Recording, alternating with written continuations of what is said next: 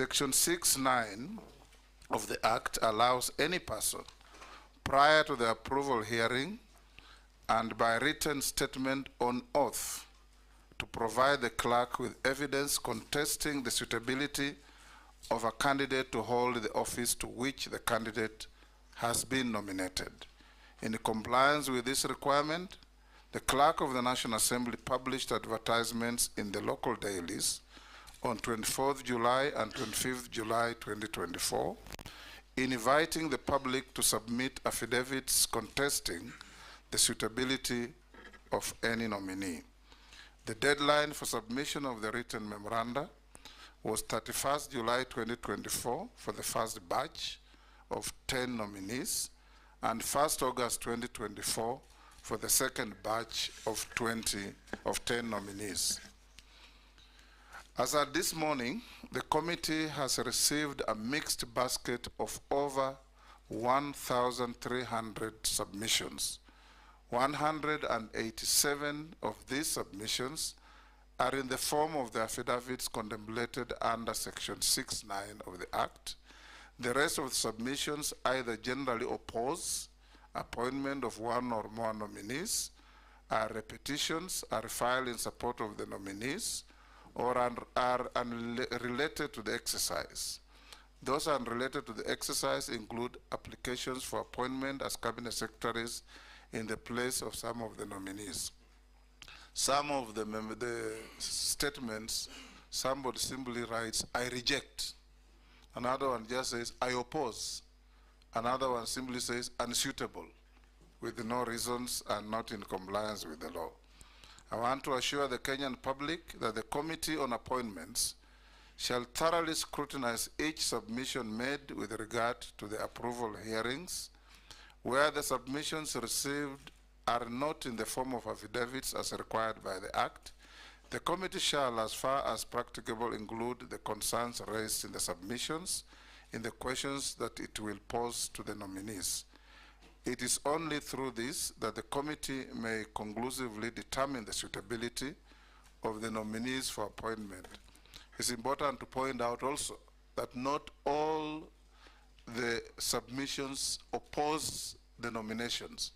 There are some that just say heck for appointing so and so, thank you for reappointing so and so, and so on and so forth. The committee has also received queries from the public on whether it will be conducting the approval hearings for all nominees, including the nominees who have been reappointed to the cabinet. The committee shall conduct hearings for all of the nominees. Under Section 2 of the Act, appointment includes reappointments. Additionally, Section 3 of the Act provides that all appointments done under the Constitution or any other law for which the approval of Parliament is required shall not be made unless the appointment is approved or deemed to have been approved by Parliament in accordance with the Act. The courts have also ruled that nominee vetting is the suitability of any nominee. The deadline for submission of the written memoranda was 31st July 2024 for the first batch of 10 nominees and 1st August 2024 for the second batch of 10 nominees. As at this morning, the committee has received a mixed basket of over 1,300 submissions. 187 of these submissions are in the form of the affidavits contemplated under Section 6(9) of the Act. The rest of the submissions either generally oppose appointment of one or more nominees, are repetitions, are filed in support of the nominees, or are unrelated to the exercise. Those unrelated to the exercise include applications for appointment as cabinet secretaries in the place of some of the nominees. Some of the statements, somebody simply writes, I reject. Another one just says, I oppose. Another one simply says, unsuitable, with no reasons and not in compliance with the law. I want to assure the Kenyan public that the Committee on Appointments shall thoroughly scrutinize each submission made with regard to the approval hearings. Where the submissions received are not in the form of affidavits as required by the Act, the committee shall, as far as practicable, include the concerns raised in the submissions in the questions that it will pose to the nominees. It is only through this that the committee may conclusively determine the suitability of the nominees for appointment. It's important to point out also that not all the submissions oppose the nominations. There are some that just say heck for appointing so and so, thank you for reappointing so and so, and so on and so forth. The committee has also received queries from the public on whether it will be conducting the approval hearings for all nominees, including the nominees who have been reappointed to the cabinet. The committee shall conduct hearings for all of the nominees. Under Section 2 of the Act, appointment includes reappointments. Additionally, Section 3 of the Act provides that all appointments done under the Constitution or any other law for which the approval of Parliament is required shall not be made unless the appointment is approved or deemed to have been approved by Parliament in accordance with the Act. The courts have also ruled that nominee vetting is a serious and mandatory constitutional process that must be complied with even in cases of reappointment. Precedent and practice in previous parliaments and comparative jurisdictions also uphold the cardinal rule on the mandatory nature of parliamentary approval, even in cases of reappointment to constitutional offices.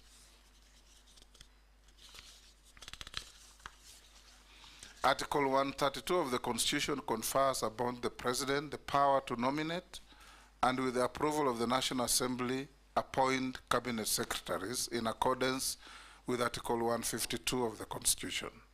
With respect to nominees who are dismissed from the cabinet, the committee shall take into account any reasons for the dismissal, if any, in considering whether to recommend the reappointment of such a nominee.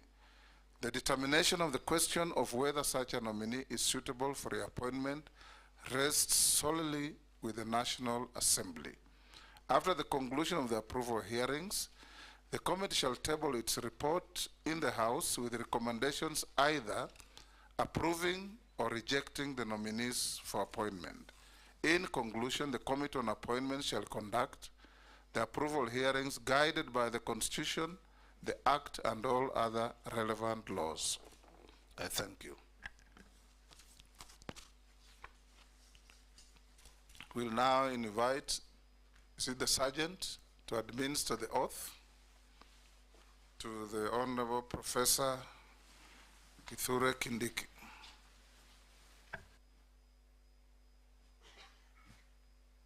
You can take the oath with the Bible, the Quran, or affirm, as the case may be.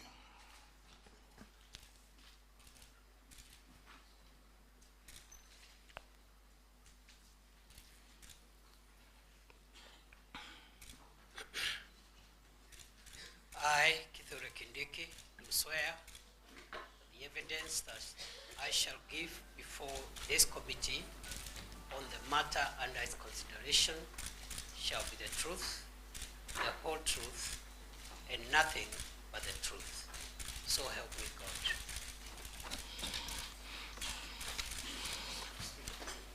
Yes, Owen? I'm wondering whether that is on record, because I don't know whether the mic was on or not. Was the mic on? So probably we need to redo the oath. I thought it was on, but for avoidance of doubt, Professor, you may repeat the oath.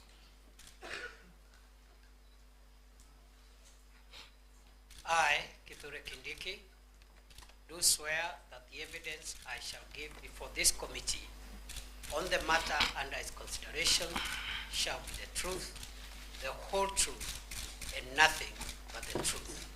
So help me God.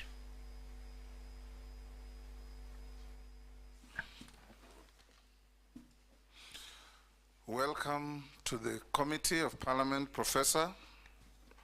This is the second time this committee is having an opportunity to have a bite at you in terms of vetting and assessing your suitability to hold the office to which you have been nominated.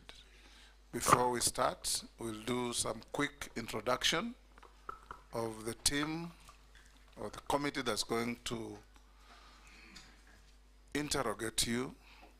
On my right is the Deputy Speaker of the House, Honorable Gladys Boss. On my left is the Clerk of the National Assembly, Samuel Njoroge. I'll now invite all the members to introduce themselves, starting with Naisula here. Go around. Naisula Lesuda, Samburu West MP. Kimani Shongo. Junet Mohammed. Nelson Koech. Kothing David. Kikari David. Emase Mary. Abdul Rahim Daoud. I'm Ferdinand Kevin Wanyonyi. George Gitonga Murugara. Owen Bayer. Robert Mbui. Stephen Mule. Dido Raso. Abdi Shurie. Mishimboko Likoni. Rehab Mukami Washira. I'm Caleb Amisi Saboti.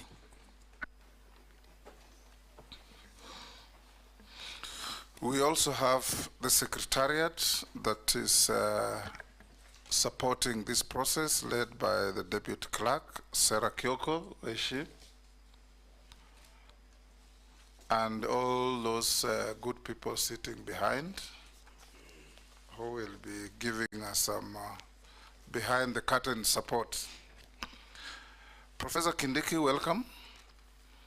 Thank you, Mr. Speaker. We'll start by asking you the obvious questions to introduce yourself briefly, stating your name, family background, education background, work and employment experience, your present engagement, and your status of compliance with all the relevant agencies of government that we passed on to you. You have 5 minutes for this exercise. Thank you, Mr. Speaker and honorable members of this committee. Mr. Speaker, my name is Kithure Kindiki. I am 52 years old. I was born in Tharaka Nithi and grew up there, went to primary school there, and upon my completion of secondary education, I studied law. I have a Bachelor of Laws degree from Moi University, which I obtained in 1998.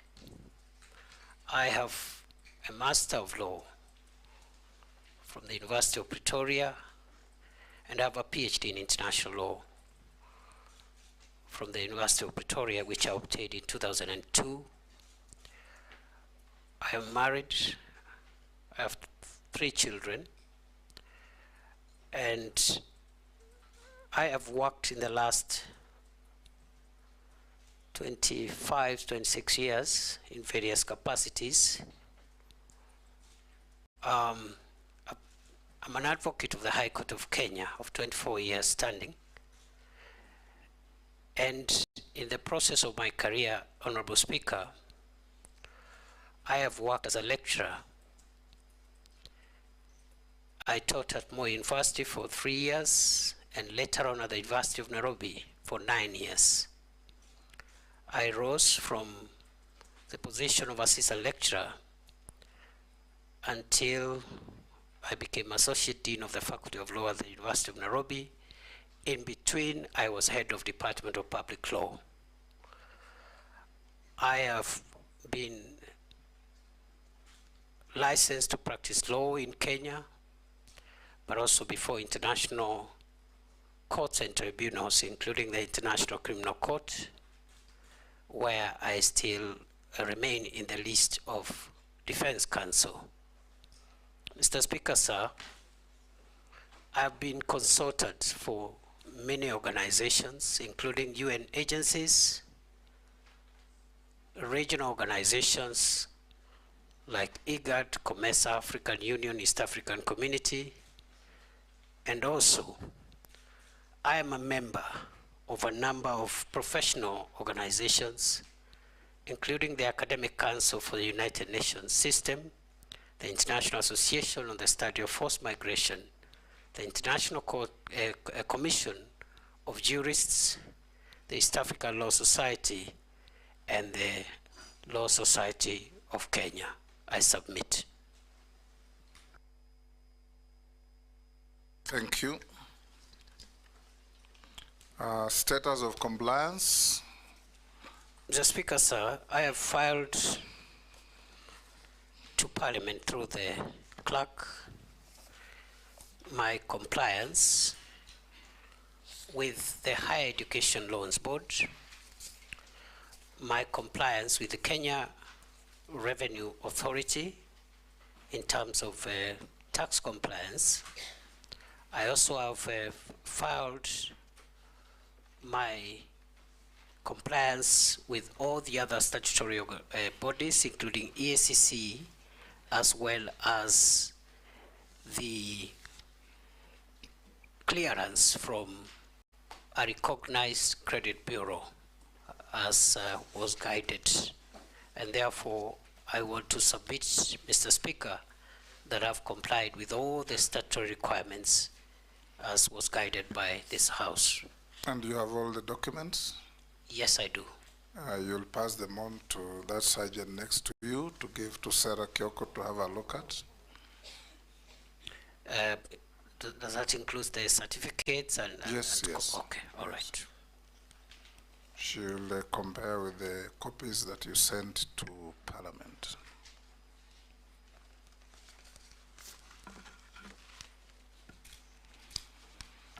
I will now open the session for asking and interrogating the nominee. And I'll give the first shot to the Deputy Speaker.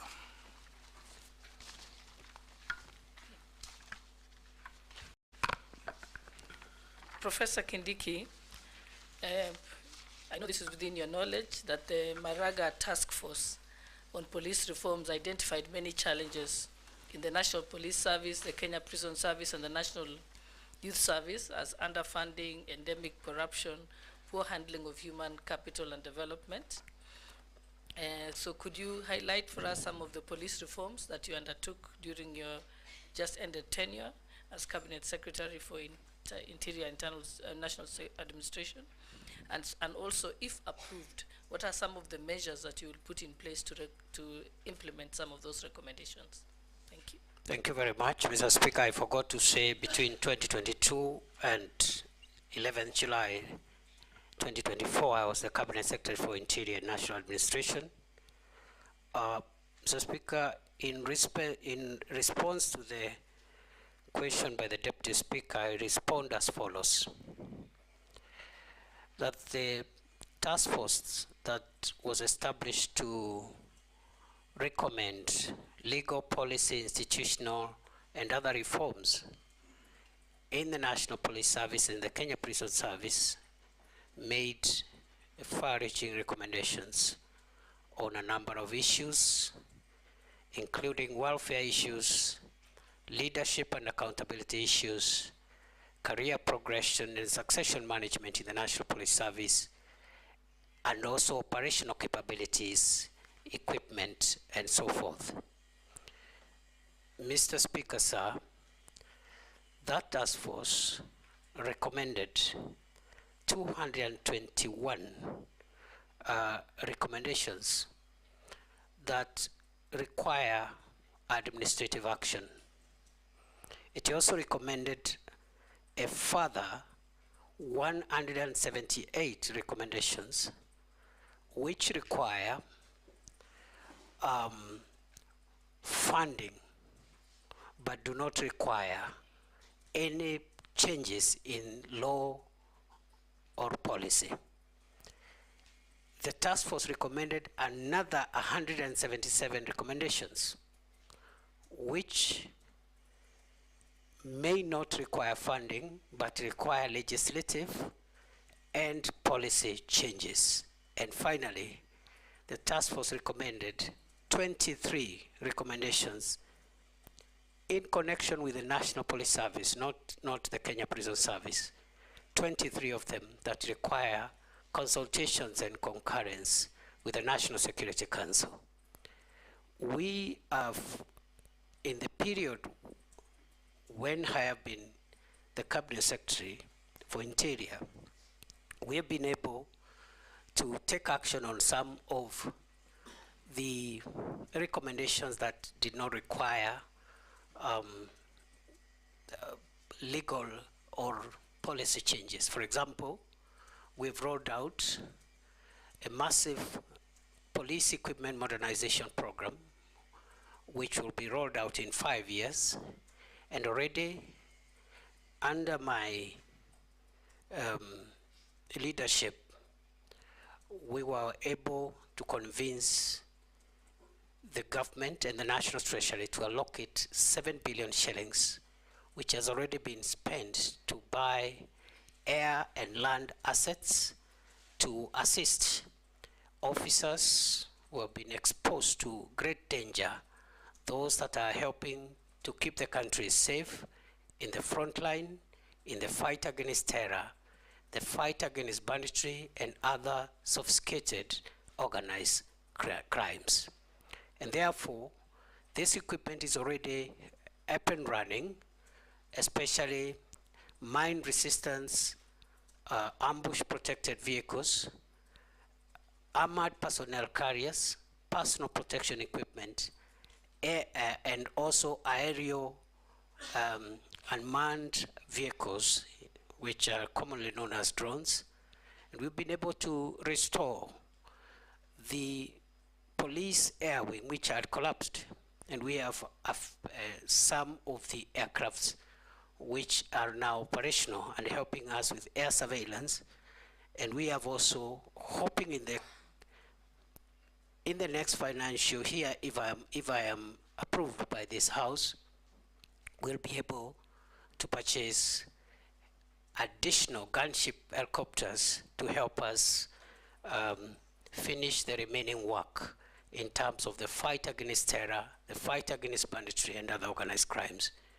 Mr. Speaker, I also need to point out that because of the grave issues around leadership and succession management and career progression in the National Police Service, during my 21 months as the Cabinet Secretary for Interior, we've been able to put in place, operationalize the National Police Leadership Academy, which we opened, His Excellency the President opened in Ngong. And this is the academy that is helping us put together a curriculum that will help us put in place short courses, professional courses to retool, reskill our police officers, especially those that are in leadership, and also provide a fast-track process of identifying, nurturing leadership among our police officers. And therefore, going forward, with the academy now operational, we believe that in the next few years, we're going to inculcate not only fast succession management and career progression program, but also we're going to have a very motivated leadership within our police officers. We have also, of course, taken action around welfare issues. Already the increments for the first increments that were proposed by the task force have already been put in place. We have also, in terms of giving motivation to our officers, also operationalized the National Police Service Hospital, which is supposed to take care of those who are injured in the front line so that they are not exposed to health or even subsequent risks when they visit ordinary hospitals. So by and large, that's what we've done. And finally, on the proposals that require legislative reforms and policy reforms, we have formulated about 6 pieces of legislation which are ready. They are just waiting for stakeholder participation, and then they'll be conveyed to Parliament through Cabinet. And if I can highlight this as I end that response, Mr. Speaker, they include number 1, the National Police Service Amendment Bill 2024, the National Police Service Commission Amendment Bill 2024, the National Forensic Laboratory Services Bill 2024. We have also formulated a bill which will also assist us in the leadership and the command oversight in the National Police Service. I submit. Thank you, Majority Leader. Thank you, Honorable Speaker. My question to the CS nominee relates to just where he stopped on the legal and legislative proposals that he was considering before his exit from the ministry, and more so around the issue of implementation of Article 37 of the Constitution on the right of Kenyans to picket, assemble, demonstrate peaceably. And CS, you have seen in the recent past a lot of confrontations between members of the public and the police. And it's my view that principally why this has been so is because you have failed to designate picketing corners. And Kenyans imagine you can picket anywhere and everywhere, including in some areas that you consider restricted areas. I would want to hear what is it that you would intend to do if you are reappointed and approved by this committee to ensure that there are no more confrontations between members of the public who want to peaceably assemble and picket and the police. 2, there seems to have been a complete breakdown in administrative and security structures in the country. And I say that in view of when you came into office, the Shakahola massacre, where up to now we don't know how many Kenyans lost their lives in Shakahola. We have seen in the recent past Kware here in Nairobi. In a country like ours, how is it possible where you have chiefs, assistant chiefs, nyumba kumi, and all the structures and security and administrative structures that we have, that 20, 40 people can be killed around one small area like Kware, in the full view of the security and administrative structures without government coming to know. And the same thing happened to Shakahola. And I would want to hear what is it that you would intend to do to make sure that there is restoration of administrative and security structures right at the village level to secure our country. Mr. Speaker, sir,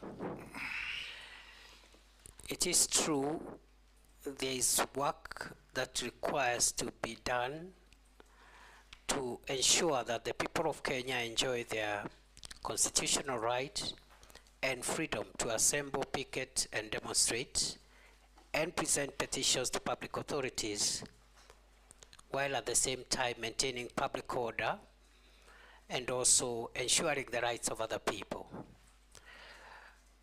Before I was dismissed on 11th of July, I had actually finalized the draft regulations to the Public Order Act, which will be the statutory instrument to be processed for purposes of giving effect to the enjoyment of that right, not to curtail that right, because a statute cannot curtail a constitutional right, but to give effect to how that right will be exercised.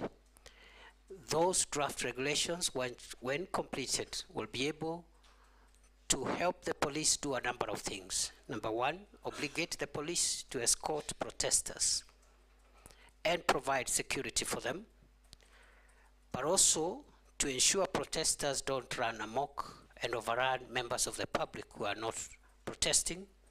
Number three, it will require those protesting to notify the police and tell and also give the number of protesters so that the appropriate arrangements are made.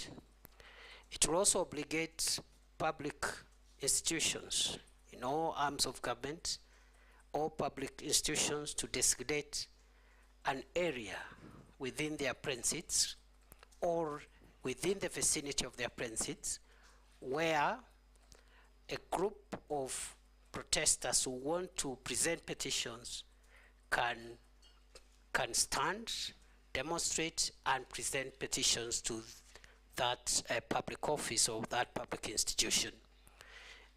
Those regulations also will of course ask protesters to also be responsible for their own conduct, and therefore we hope that if I am approved, this is a low-hanging matter. It's something that we can process in the shortest time possible to avoid a situation like what we've had in the past 1 month of protests which are unmanaged and which have exposed us to deaths and destruction of property and a lot of inconvenience to the people of Kenya. On the second question by the leader of the majority party, it is true that we have experienced a number of security incidents that should not have happened in the first place. And let me say that first and foremost, the Shakahola incident didn't happen when it became public.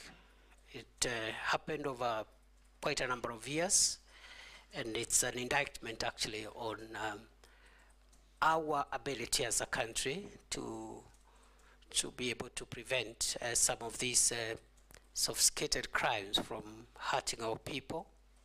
I am on record to having apologized on behalf of previous and the present administration for that breach, because the radicalization and the criminal activity around Shakahola began in 2019-2020. But the manifestation in terms of people dying and being buried was something that happened sometimes in 2022. And the Shakahola incidents will remain the most tragic security breach in the history of our country. We have never had a security breach of that magnitude in our country. We have learned the lessons. 2 days ago, the task force that the president had appointed has helped to give us some of the recommendations on what we need to do to avoid that going forward. But also, we believe that the public officials, including security officers who are in charge, must also have their day in being made accountable. We had proposed the establishment of a commission of inquiry to help us put together the accountability process so that we can have recommendations on prosecution and other action. But the commission of inquiry was stopped by our courts, and we were unable to move. But with or without the commission of inquiry, I want to assure the people of Kenya, if I am approved, one of my priorities will be to make sure that the accountability for the crimes in Shakahola by public officials, including security managers of all arms, of all agencies of the state, must proceed as a way of making sure that we do not have this kind of thing happening again. It is true also recently we had an incident which is actively under investigations around Kware area. Again, the same reasons, gaps in the Ngao and Nyumba Kumi structures, and also our intelligence collection ability. And I just want to say that now that we have finalized the proposals and we know what we need to do to reform our National Police Service, my next assignment, if I am approved by this House, will be to initiate far-reaching reforms in the national government administration system to ensure that we restructure the Ngao system, make it more responsive, modernize it, and distribute it to the lowest level in a manner which helps us to avoid incidents like this when we have serious security breaches, yet we have government officials paid by the people of Kenya to make sure that the country is safe. So I want to admit those were very unfortunate incidents, and national security being a work in progress and a perpetual project, we have learned the lessons, and we are going to make sure that we strengthen and seal the gaps to ensure that we make our homeland safer than it has been before. Thank you. Minority Leader. Thank you, Mr. Speaker. Mr. Speaker, I would like to ask the nominee, Professor Abraham, that, Mr. Speaker, Mr. Chairman, he is one of the two people who have been reappointed to the cabinet to the same docket that they were serving previously, the last 2 years. I want to ask you a question, Professor, that what do you think makes you feel that you can serve in that docket again? Because why I'm asking that question is because if you look at what happened in the last 2 months in this country, the demonstrations and the kind of things that happened, in my view, you look like somebody who was lost. Your presence was not being felt. Your omnipresence was not being felt, if I may say so, because you could see abductions were happening, human rights abuses were happening, but the minister's voice was not being heard in that situation. What do you think, what makes you think that you can serve again in the same docket? But the next question is that you have also seen widely, you have been widely accused the last 2 months or the last 1 year that you've presided over human rights abuses from time you've been appointed CS till last month. Particularly what happened, for example, on 25th of July 2024. And also during the Azimio demonstrations last year. More than 75 Kenyans lost their lives. And last month also, more than 50 Kenyans lost their lives. So there's a feeling that the National Police response to protest is stuck in the old way of doing things. So the question is, to what extent do you think ministerial responsibility for the brutality meted on Kenyans by security organs? At what level do you think you can take responsibility for that? What new ways are you going now to do to stop that? So my question is, in spite of all these abuses that have happened, in spite of all the problems that Kenyans have encountered, what is this new idea that you will employ this time if you are approved by this House? Because one of the things we are looking at, Professor, Chairman, is the suitability of the person to hold that office. What makes you think you are suitable in spite of all those problems that you have encountered the last 2 months? Thank you, Chair. Professor, proceed. Thank you, Mr. Speaker, sir, and honorable members. I was in office for 21 months, 623 days. I can account for each and every day of my stay in office. I woke up every day, and my focus has been to ensure that our country is safe. I have risen before dawn, every day including Sundays, and gone to sleep very late, simply because of the demands of our homeland security. I believe that I am suitable for reappointment because during those 21 months, during those 23 days, I have been able to keep the country fairly safe, especially in the fight against terror. Previously, we had an escalation around 2021-2022 of terror attacks in northern Kenya and the Boni Enclave.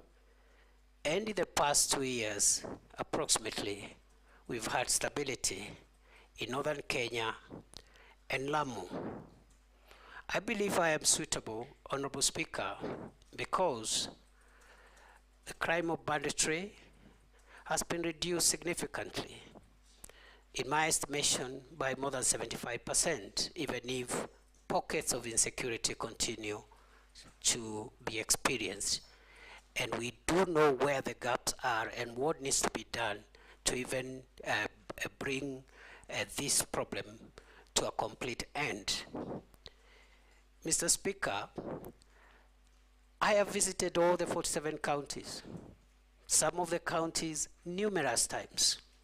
I've been to Lamu 21 times in 21 months. I've been to Samburu 8 times. I've been to Baringo 13 times. I've been to many other counties. And therefore, I have not been lazy. I've been diligent. And I've conducted myself within the parameters of Article 73, which requires me to conduct myself in a manner that brings honor to the nation and dignity to the office I hold.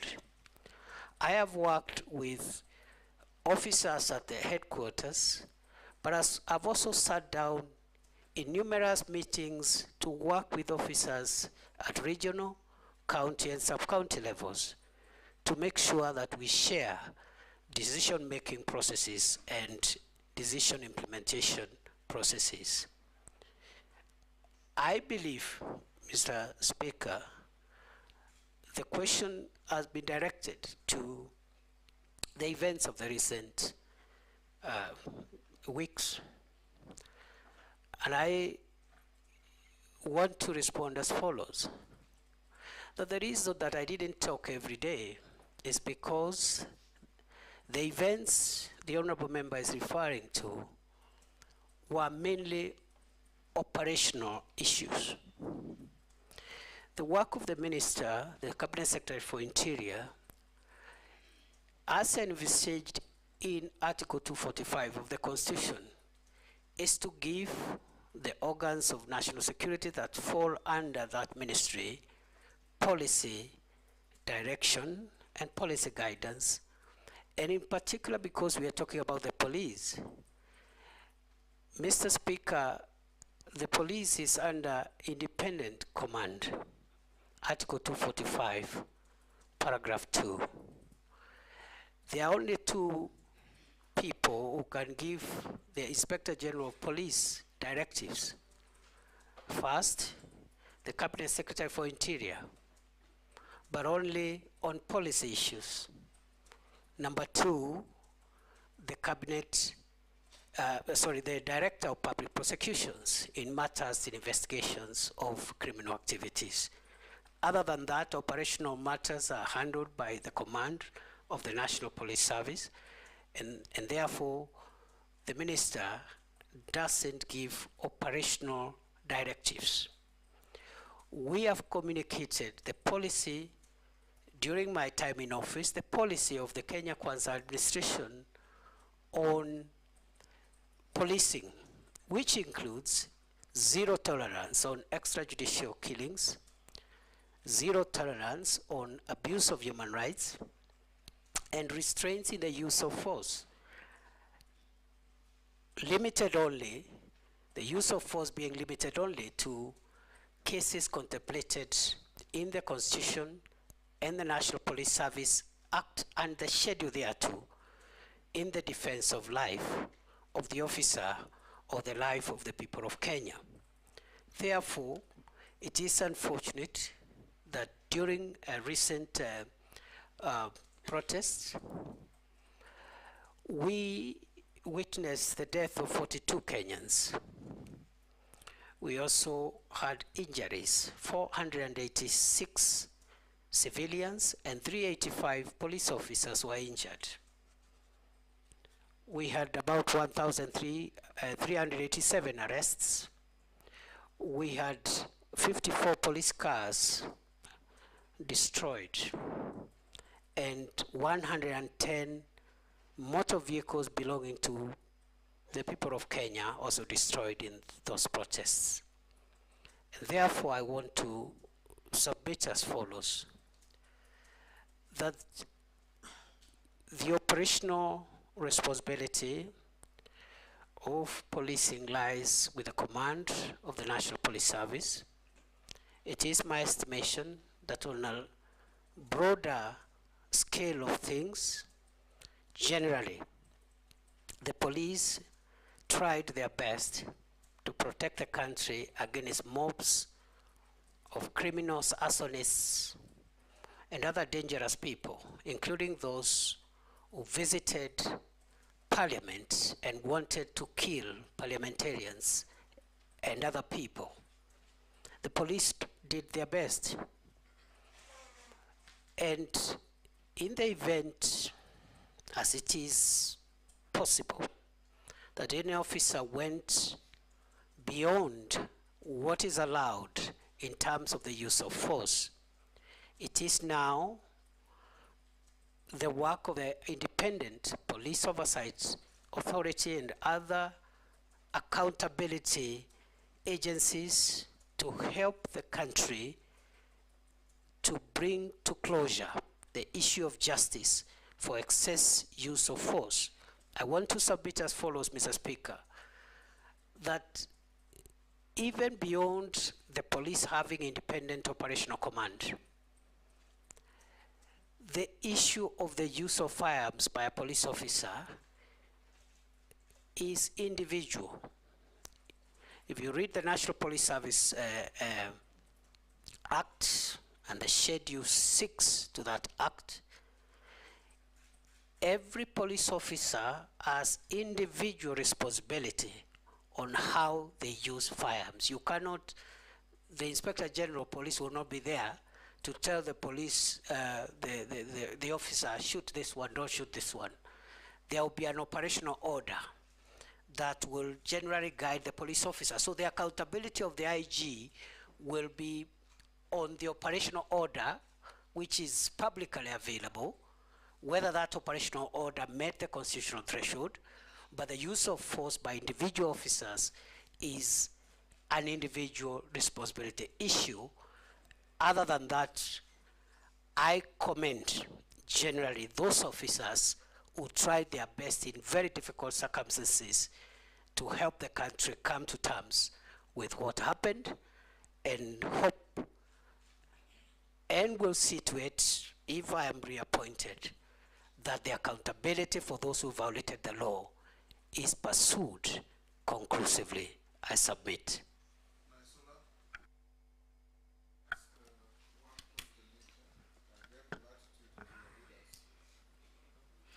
Thank you, Mr. Speaker. This question will just require yes or no. So then I'll be able to ask the next one. So Professor Kindiki, are you aware that for the last 2 years, we have internally displaced persons in parts of the North Rift, that is Samburu County, parts of Baringo, Elgeyo Marakwet, and other parts of the North Rift? It's a yes or no? Yes. So if this committee finds you suitable to hold this office again, what measures will you put in place to see that these families go back to their homes, and especially going children will go back to school and people can go back to their homes and live peacefully? Mr. Speaker, allow me to ask the last question, which is also, are you aware that there are people in the North Rift who were killed in broad daylight in marketplaces, in towns, for example, in Samburu West, in Suguta town. There have been abductions, and this current administration, which you served in, during its campaigns and has continuously said that you will not have issues of abductions, issues of extrajudicial killings, but I want to put it across to you that it has been happening. There are people in those counties who are missing to date. They have been abducted. I want to ask you whether you're aware, and we have sufficiently been informed that it is alleged that it is security officers who have abducted these people. Is that one of your measures of ensuring insecurity is settled in these areas? And do you think, as a professor of constitutionalism and ensuring we follow the Constitution, is that the right way in ensuring fair justice even to those who are accused? Professor? Mr. Speaker, now that the kinetic operations that we launched in February 2023 has yielded significant fruits, the issue of the North Rift will not be complete until those that were displaced because of the violence meted upon them by bandits, groups and gangs are returned to their homes.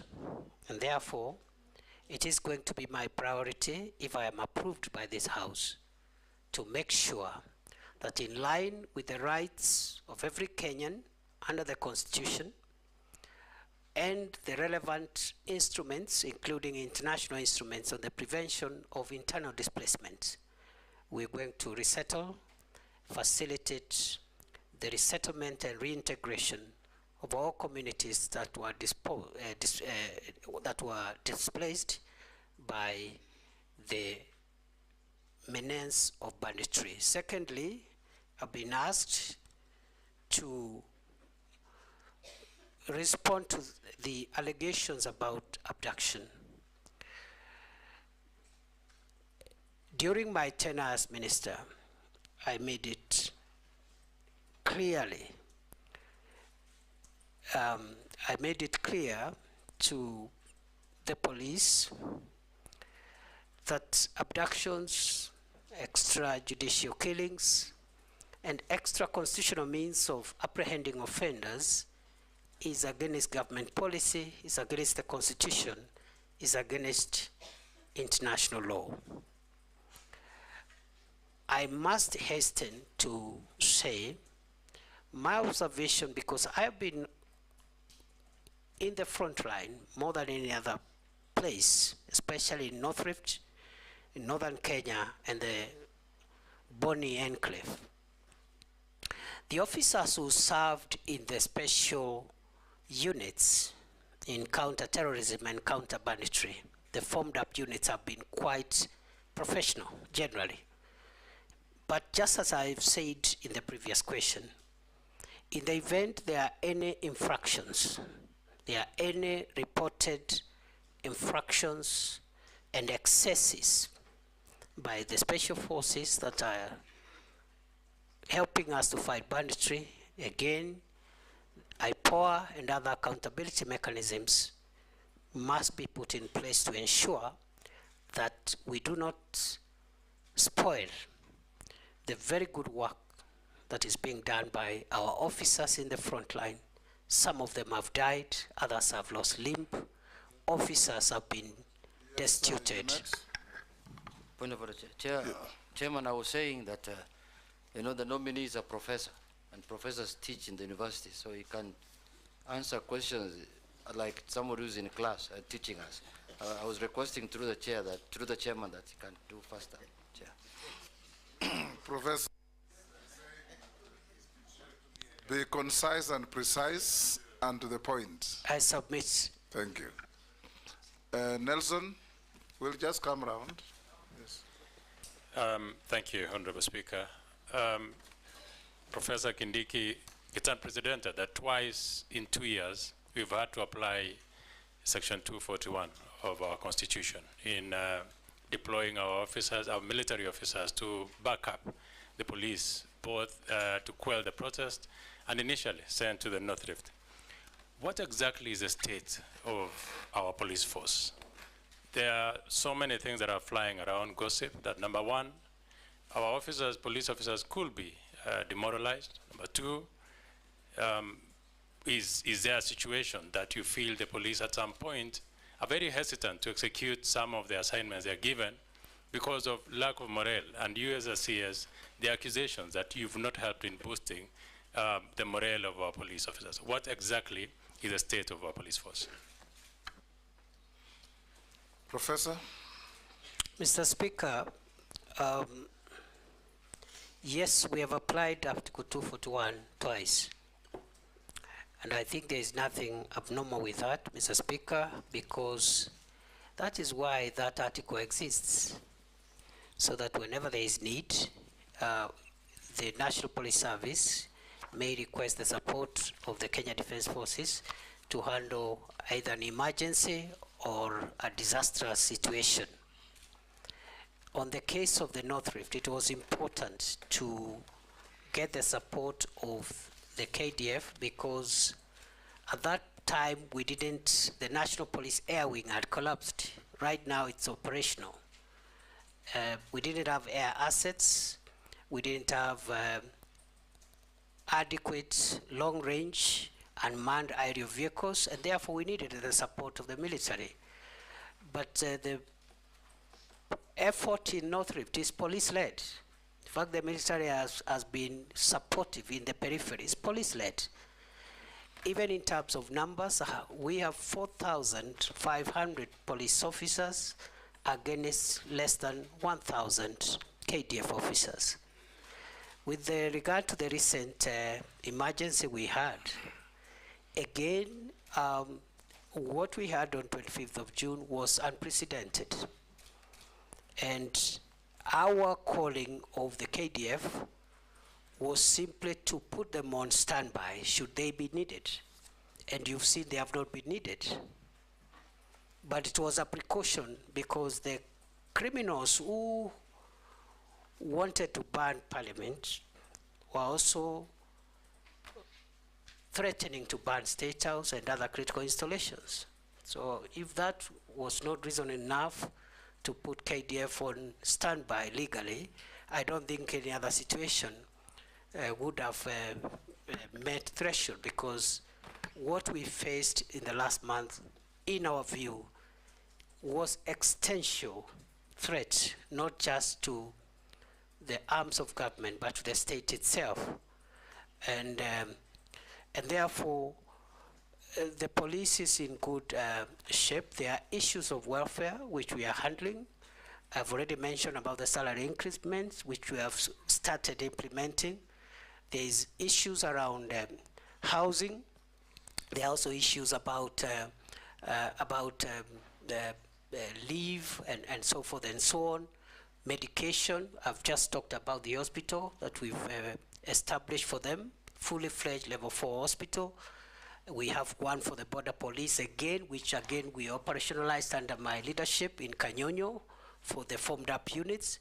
So yes, there is more to be done, but it is not true to say that the police force is demoralized. They have done a good job, and when it's necessary, we have called in the KDF in accordance with the law when we feel that the situation is an emergency. I submit. Hosing.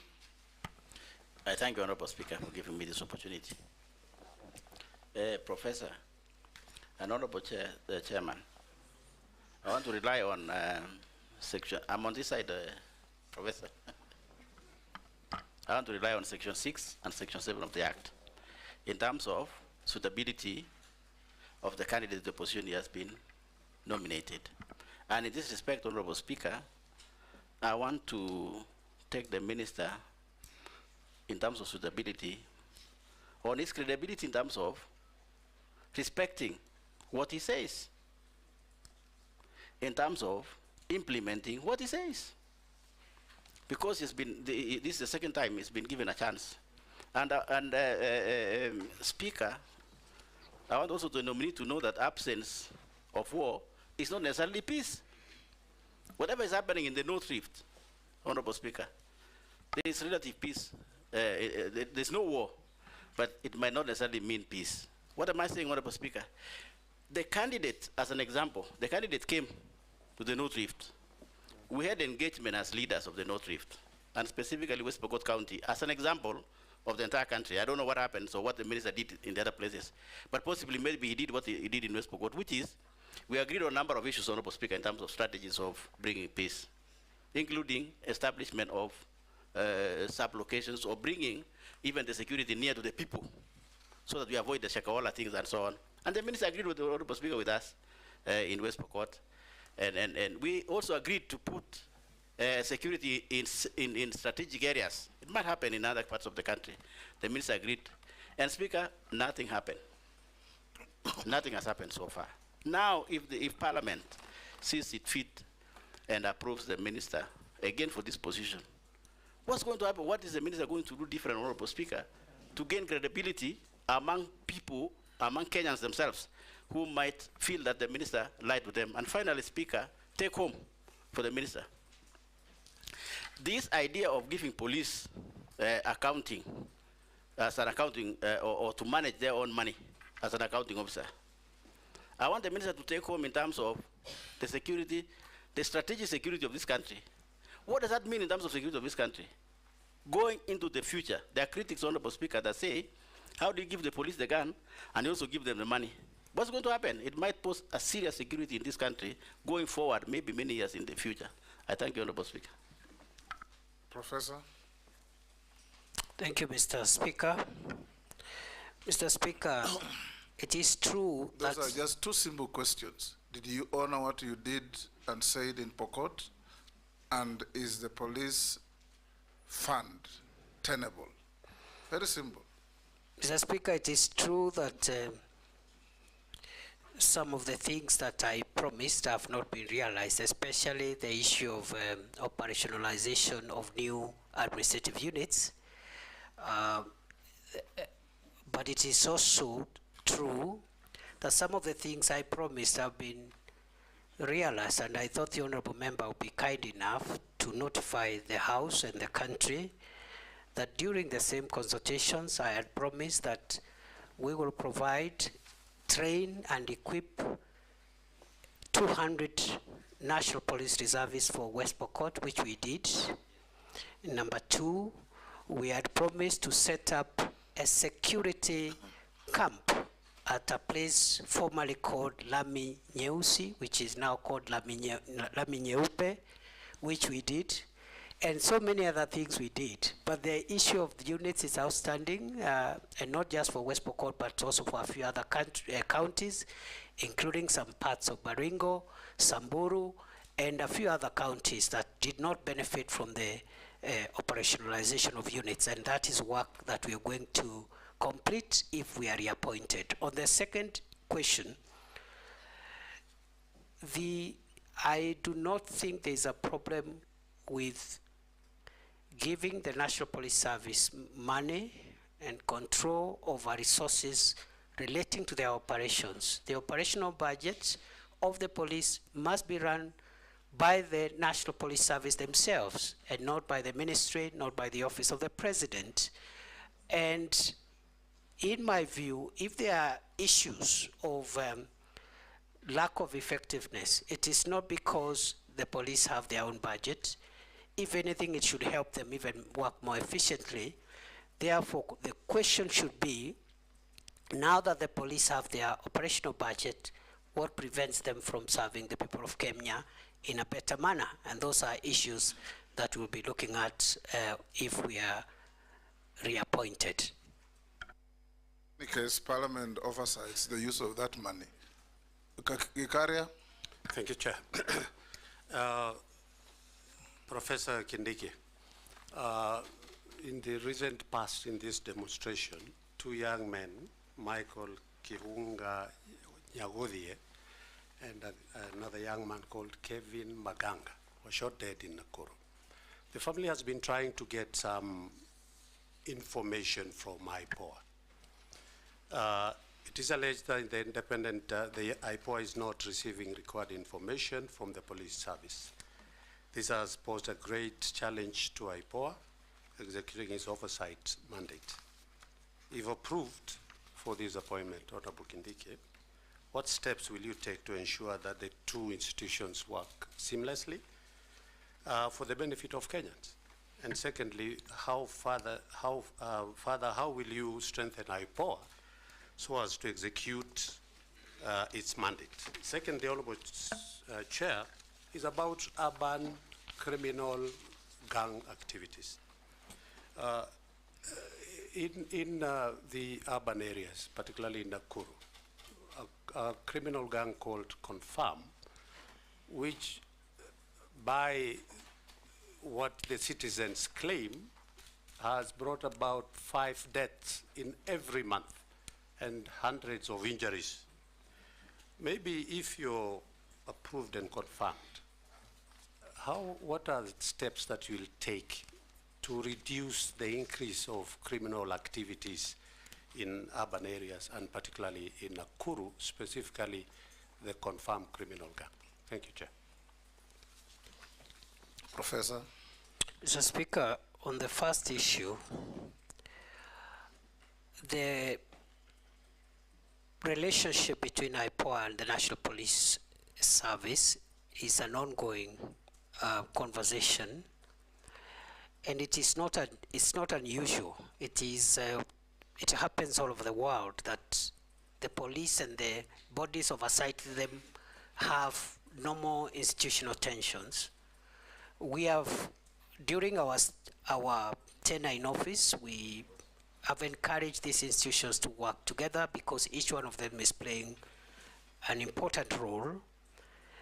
It is the same problem we had between the police service and the Police Service Commission, and we did a lot of work and around that, and were able to get a win-win situation where the Commission and the police service are working together. So we'll apply the same methods if we are reappointed to make sure that IPOA gets the support it requires from the NPS, and going forward we will support IPOA in terms of more resources, more capacity, but also just brokering the institutional goodwill between themselves and the police. The second question, Mr. Speaker, is on the criminal gangs. It is true, we have had a gang in Nakuru known as Confirm, and urban crime is a major issue.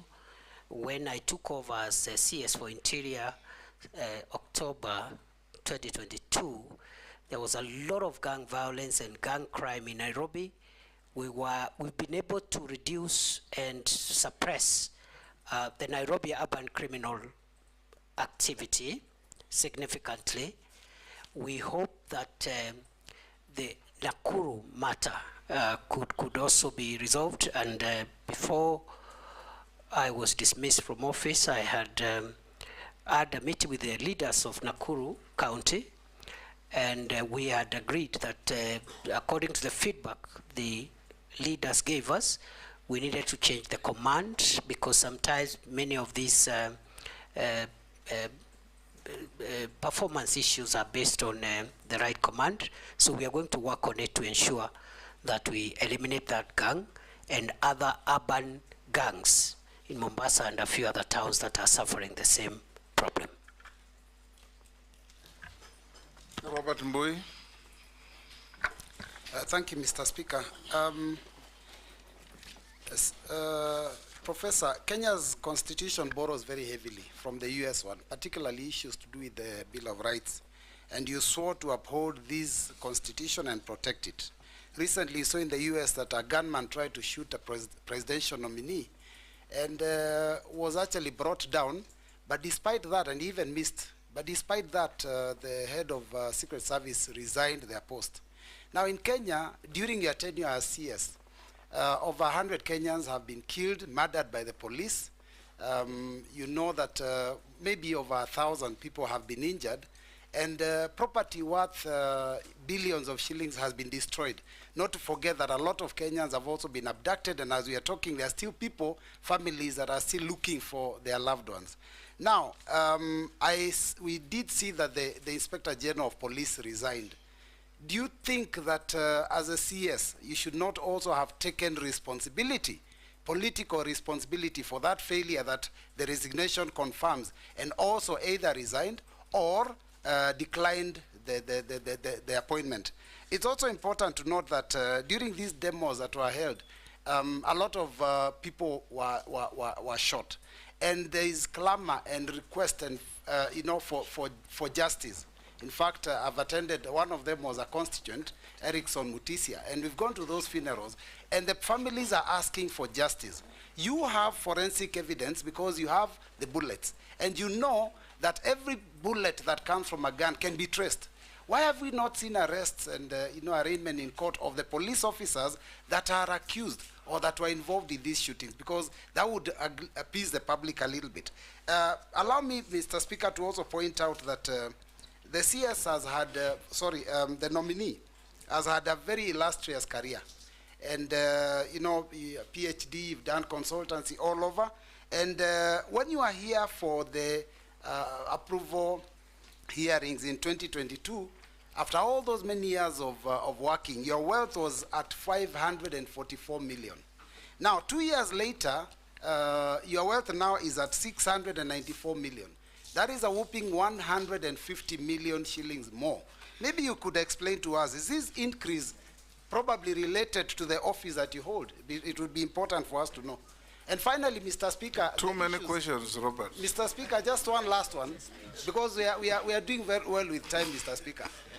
Just one last one, which is because I'm just picking out some of the things that some of the members have said on the matters of insecurity and criminal gangs, Mr. Speaker, that have been out there mugging our people. There's burglaries, in the North Rift, there are all these issues of cattle rustling and all that, which you have admitted there are issues. Now, my question is, when you know that we have such insecurity in the country, what was the logic behind making a decision to send 1,000 police officers to go and secure Haiti when Kenya has a problem? Thank you, Mr. Speaker. Professor. Mr. Speaker, those are three questions. The first one, the Honorable Boy asked about whether I should have resigned. The example the member gave about US, where the candidate for presidency was nearly killed, raises a number of issues. One, he says the person who attempted that was killed. That demonstrates use of force, even in our local context, is allowed, because nobody raised issues with that criminal who was wanted to kill Donald Trump. He was shot dead without questions. Number two, the honorable member has said that the director of the Secret Service resigned, but also drew a parallel and said our IG also resigned. The minister did not resign in the US. I don't know why the Kenyan minister must resign. And nobody asked the minister to resign, because ministers don't instruct operations, they instruct policy. I can only resign if my policy instruction is unconstitutional or illegal. Then on the question of those unfortunate incidents when Kenyans lost their lives and the quest for justice, I strongly believe that there must be justice, and every death that occurred must be accounted for. However, Mr. Speaker, the process of putting together criminal investigations, including forensic evidence, is not something that can be done, can be rushed. It takes a bit of time all over the world, not just in Kenya. I believe IPOA should help the country to get closure, and I have promised, if I am reappointed, I'll encourage the collaboration and support and goodwill between IPOA and the police in terms of providing information so that justice is served. I have also been asked about my wealth, which has increased from 544 million to 694 million. It is true because, first, let me start by saying that I have not benefited from any improper business. I have not done any business with government. Let's start from there. I have not applied for any tender by myself, by proxy, by relative, or by anybody. Mr. Speaker, before I was appointed, my wealth was at 544 million. I said at that time, which I still do now, that I have run a business, which today I do not participate in that business. I don't practice law, but my law firm is alive and working, and much of that revenue has actually come through the revenue from my law firm, which is still active but being managed by other people. I think all my salary and allowances have been spent in paying bills. Therefore, most of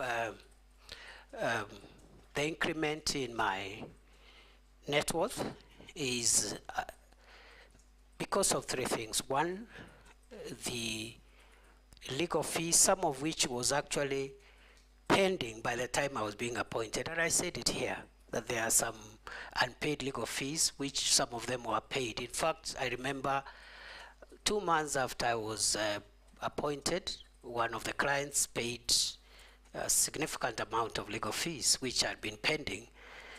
Other than that, I do small businesses and so forth and so on. None of my money has come from the public except the salary and the allowances that I'm entitled to.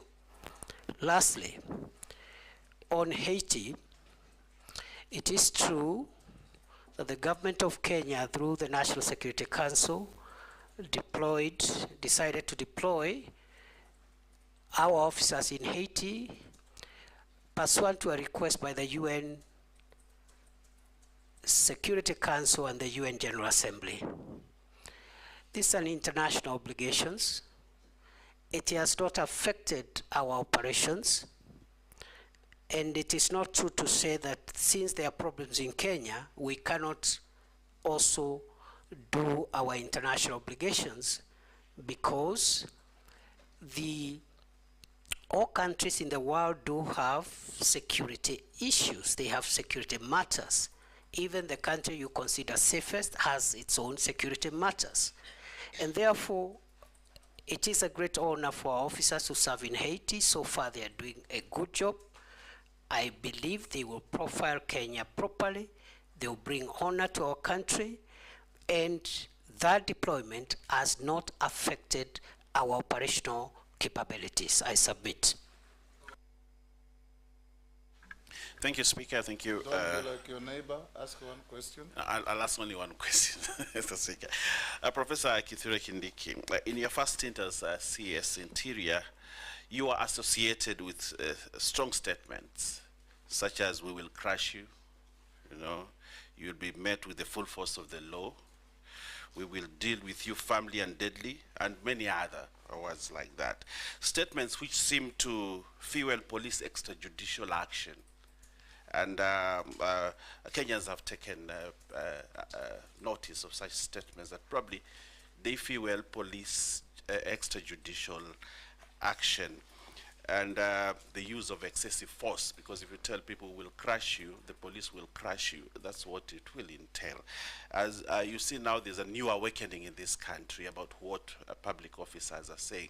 How different will you be if we approve you? Secondly, you are also the civilian face among the police and the security organs that we have.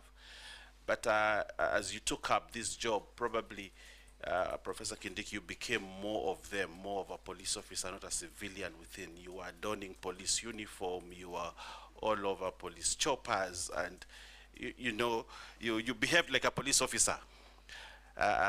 which probably took you away from the police direction that you're supposed to give the forces, and became more of an operational leader instead of a policy director in the force.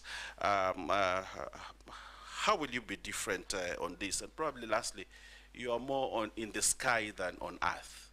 You know, when you want to give policy direction, you want to give guiding, you need to be in office, have meetings, boardrooms, and give policy direction. But you have said you actually went to Lamu 21 days, 21 times in 21 months. And probably in the operation field more than where you are required to give you know, operational or to give policy guidance and direction. And that's why the police force and the administration, national government administration, is not properly coordinated. How different will you be as when we approve you as CS? I thank you. Professor? Mr. Speaker, thank you. I've been asked to say whether I'll change my language. Mr. Speaker, I need to clarify that it is true I have used very, very unique language. But Mr. Speaker, this is security language. And the people I address when I use those terminologies are not the law-abiding citizens of Kenya. The people I address with that difficult terminology or unique terminology are terrorists, bandits, organized criminals. Those are the people I tell will crush you, and I mean it. Last time I appeared before here, the member for Samburu West asked me what I will do in Kurkur and other places when criminals descend into gorges, and I'll say I'll flatten the gorges. We've done a bit of that. There were places in Baringo, Corcoran Hills, a place called Tandare, a place called Ngelecha, and in Samburu, the Malaso Valley and other places where criminals would always retreat and have a field day, operate from there. We've neutralized them and removed them from there. So, again, the use of force is permitted by law, depending on who that force is used against and in what circumstances. And the escalation methods are used. You start by asking them to surrender. If they don't, you use other methods until, if they challenge you or they want to kill police officers, the police officers will kill them before they kill the officer. That is the law. Mr. Speaker, on the second issue, I have been there at headquarters driving policy in boardrooms. Arambe House, I've had so many meetings in our campuses in Kiganjo, in Embakasi, Roiro, Police Leadership Academy. But I've also been in the field more. Why? To disseminate policy to our forward operating bases, to our camps, to our officers in the field, in the counties. And even in the counties, before I even start my meetings, I would sit with the county security committee in a boardroom, disseminate the policy, because they are the ones who will be left to implement. And I have also been in the most dangerous spots in our territory with our officers in the front line. Why? To give them moral support, that we have not posted them there to die. We have posted them there to protect the country, and there is no greater morale booster than for the security minister to go and visit the officers, have lunch with them, encourage them, and tell them what the government policy is and what the government thinks about them. So it has been very rewarding. I will be back in the normal manner, but I will of course balance between my headquarters work and also the field work. Lastly, I've been asked to land. I have always landed. For every flight, I have landed. And finally, on the issue of uniform, what I wear is tactical attire. because there are some things which protective clothing that you need tactical wear to be able to have protective clothing and protective facilities because you're in a dangerous situation. I don't wear that on the streets of Nairobi. And also, I have been in not just police helicopters, but military helicopters, because the law provides that the security minister be facilitated when he is in dangerous situations. The Minister for Interior, the Minister for Defense must be facilitated because the nature of our work is we are exposed to risk and danger by virtue of office. Otherwise, I do not fancy it's only that it's all in a day's job. Murugara. Thank you very much, Mr. Speaker. On a CS nominee, let me take you away from the police officers, the bandits, and all these other insecurity matters you're dealing with, back to national government administration. I recollect very well that when you were here, we actually questioned you on it lastly during the vetting and emphasized that the nerve center of the national government administration is in the villages.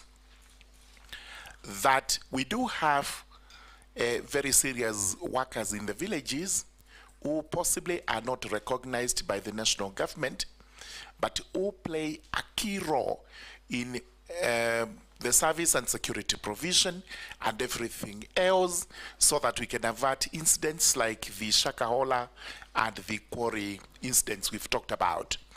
Here I'm talking about the village elders and the Nyumba Kumi workers, whom you use extensively 24 hours every day, every month, and every year, and in a form of service which is very similar to servitude or some form of modern day slavery. These people are not remunerated. Your response that time was that a policy was going to be put in place immediately and that they would actually start getting a form of remuneration. The question I have to you is, how far has that gone, and when should these people expect their paycheck? Whether check, whether M-Pesa, whether whatever is going to be, when should they expect to be paid?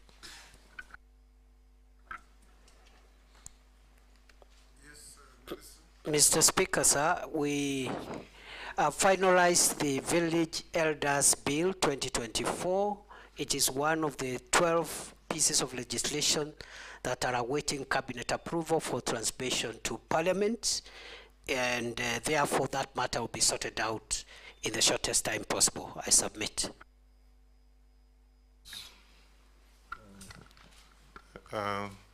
Waziri, I want you to again go back to Haiti, where we actually deployed almost 600 police officers. My fear now is that with what is happening around there, the fact one of my voters at home has one of his son actually deployed. And the question is, how secure? Do you have special security, insurance for this particular, just in case something has happened? Of course, that has led to a deficit of police officers. That's why when you had demonstration here, you had to get in the army because we don't have enough police officers, so because some of them are away. Secondly, I also have had a case in North Rift. In fact, my colleague is just walking in. The North Rift, where you have this police reservists have been disarmed, and yet we have problems in North Rift. And those are my borders, and we have that problem. And yet you have actually disarmed the police reservists. What are you doing about that? Professor will take Daoud, note the questions. Thank you, Mr. Speaker. The CS nominee, you have promised regarding passports a couple of times, and you know passports are the most important. You initially said within a day, within a week, within 2 weeks, but apparently the passport issue has not been sorted out. The other issue is regarding the IDs. Your department has rolled out that IDs will be 10 years, whereas we have known all along IDs did not have an expiry date. What informed the decision for that one? Because now we've got Maisha number, which has been already declared unconstitutional.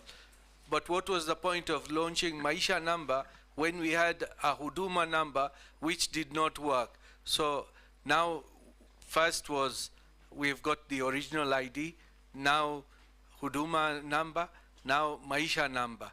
So aren't we confusing everything? Can't we have just one, the ID to be upgraded instead of all those, and data protection?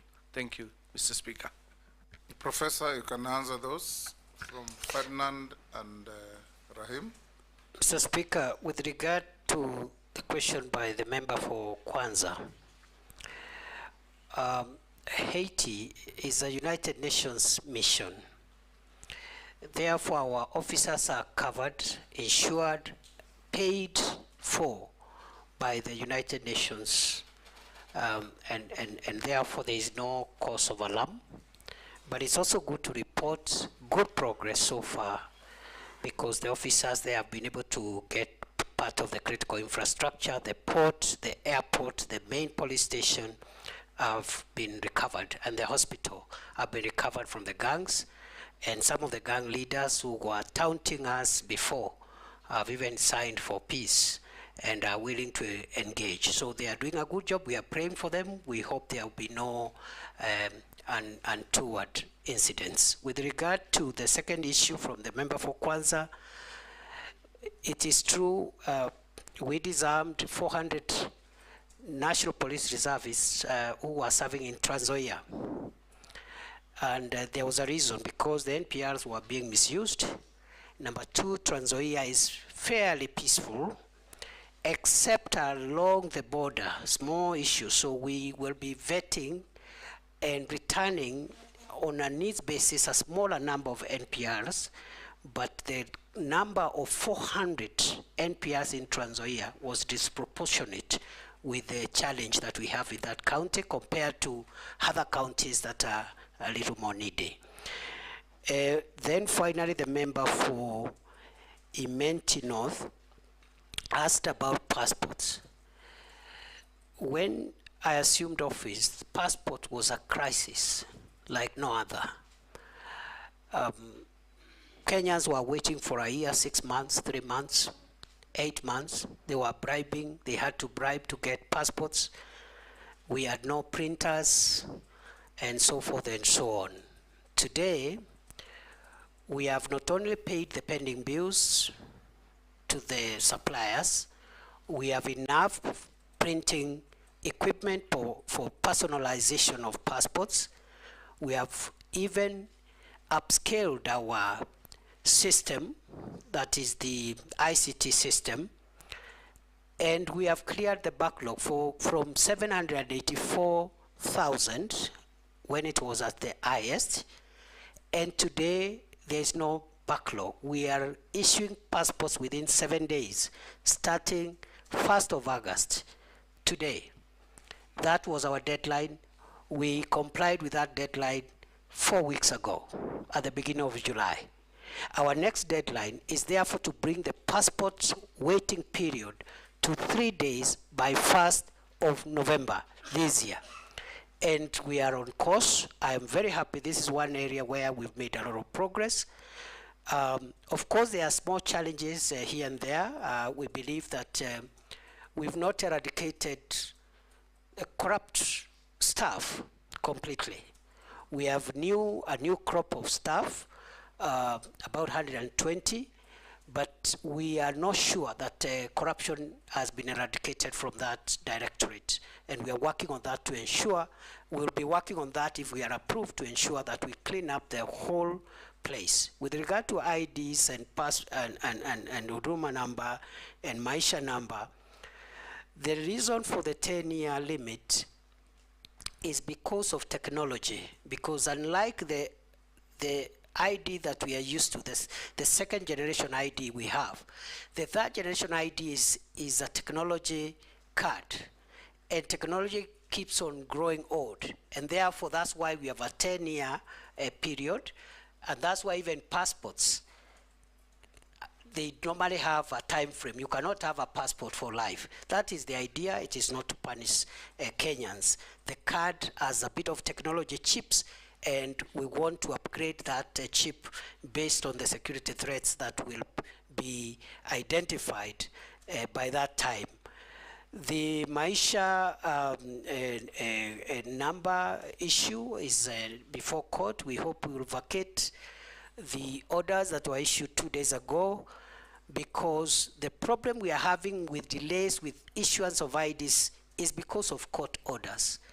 Last year, between November and March this year, there was a court injunction against us issuing IDs, which brought a huge backlog of almost 600,000. We cleared that backlog. We were actually left with 92,000 with those in the waiting list. And then another court injunction was issued again 2 days ago. We hope we'll be vacating it by Friday, hopefully, so that we can be able to move on with issuing IDs to the people of Kenya. I submit. Mercy. Thank you, Honorable Chairperson. Let me take you to the budgets. Following the recent government budget cuts across all sectors, what innovative ways will you use to mitigate the negative impacts of the budget cuts in the Ministry of Interior and National Security? Secondly, what will you prioritize if approved? What programs will you prioritize, and what will be the impact of implementing those priorities? And Kenyans are also asking, because of the unemployment situation in the country, is the recruitment of police officers affected by the budget cuts? And if not, what innovative ways, again, will you use to recruit them differently? Because as it stands, Kenyans are concerned that recruitment of police officers has become a preserve of the rich, or of those who can afford to sell some land. So how are you going to make sure that employment opportunities in the Ministry of Interior are open to all Kenyans, irrespective of their tribe, their religion, where they come from, whether they have money or not? Thank you. Hold, Professor. Yes, Missy, take those two. Thank you, Mr. Speaker. Prof, you'll go down the history as the first minister to be vetted twice in one term, one presidential term. Of course, the others who are coming, but for now you are the first, and that history will not be, will be there forever. And I'll take you back to what you said in the Senate, that history is replete with strong and powerful dictators who were brought down by the power of the people. And I dare say you've been brought back here to this vetting by the power of the people. I want to refer you to an event, because you are a member of the National Security Council. This is the core of the security of this nation.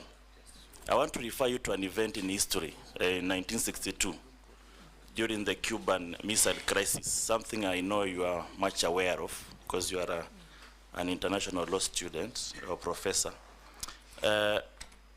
During this time, the then president of US, J.F. Kennedy, had a standoff with the Soviet Union, Nikita Khrushchev. And there was an ex-com committee members, comprising of 14 members, almost akin to what we have here as the National Security Council. All those 14 members agreed that to deploy. It took J.F. Kennedy brother's advice to do otherwise. I'm not asking you to be consulting your brother, but if it were not for the brother's advice, then we could have experienced the first nuclear war to the destruction of the world. Now, I look at the events that have happened here as a result of either good or bad decision of the National Security Council.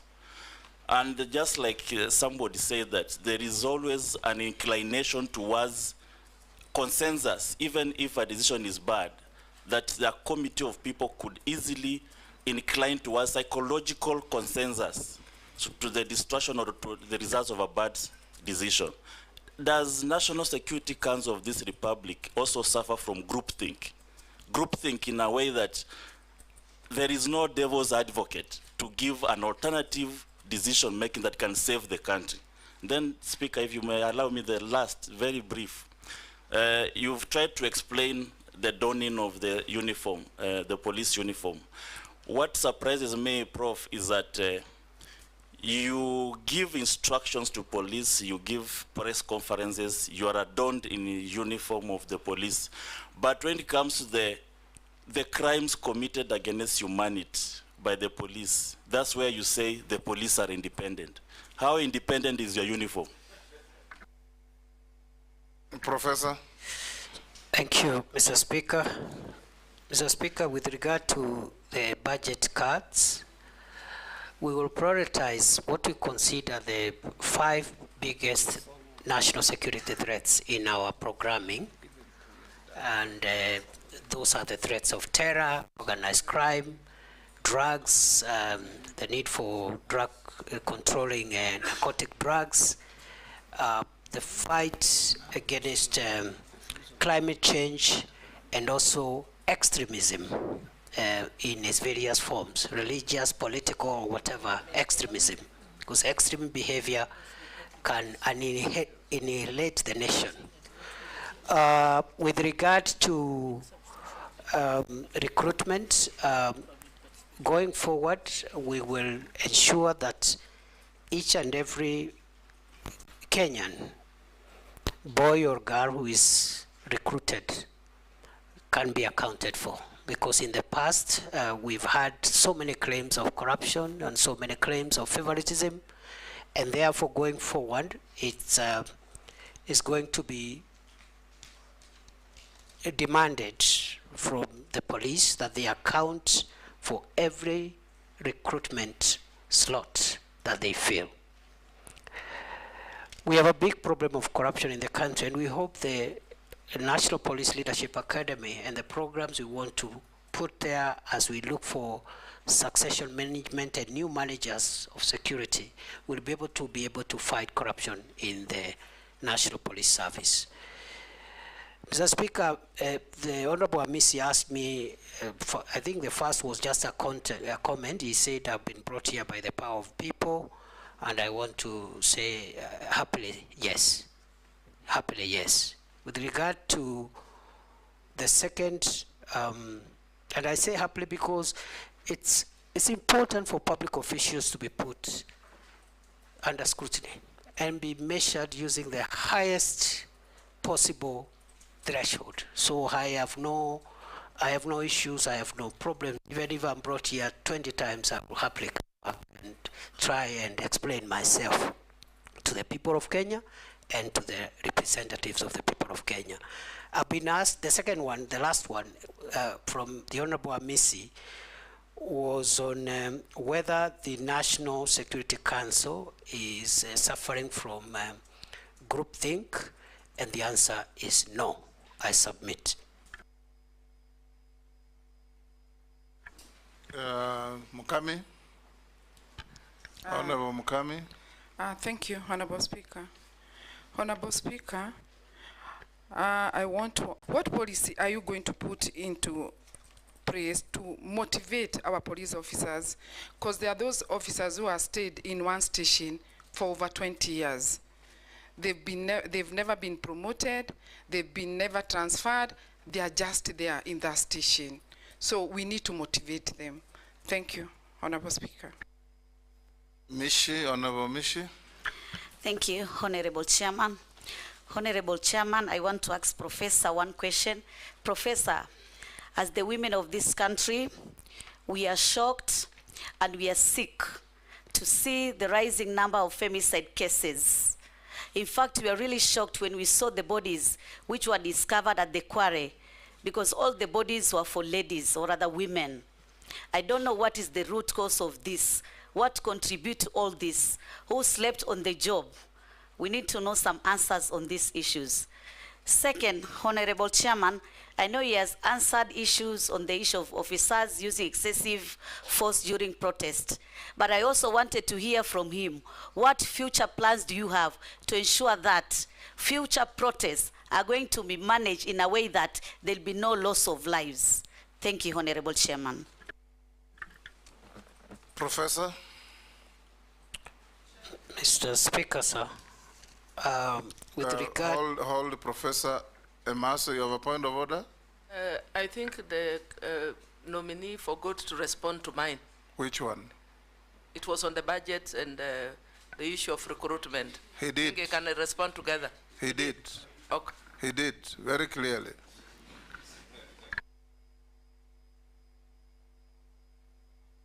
I know I was misleading you to raise that issue. Mr. Speaker, with regard to the police officers who have been in court about salaries, mainly these were graduate police constables, people or officers who joined at constable level. During their time, they went to school and studied for a degree.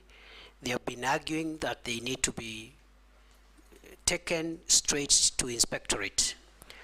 And there has been a long court battle. As soon as that court matter is settled by the apex court, we'll implement whatever decision will come from our judiciary. With regard to that matter going forward, we will implement the recommendations of the Maraga Task Force, which creates two-tier police service where you can serve in the lower ranks, and the academic requirements are different. You serve from constable to senior sergeant, or you enter the police service at inspectorate level if you are a graduate as a cadet, so that we professionalize a little more the police service and also expedite leadership generation through cadets who can assume responsibility as OCSs and commanders at county level and so forth, to avoid a situation where you have officers seeking to extend their time in office at senior levels simply because of a lack of generation of younger commanders.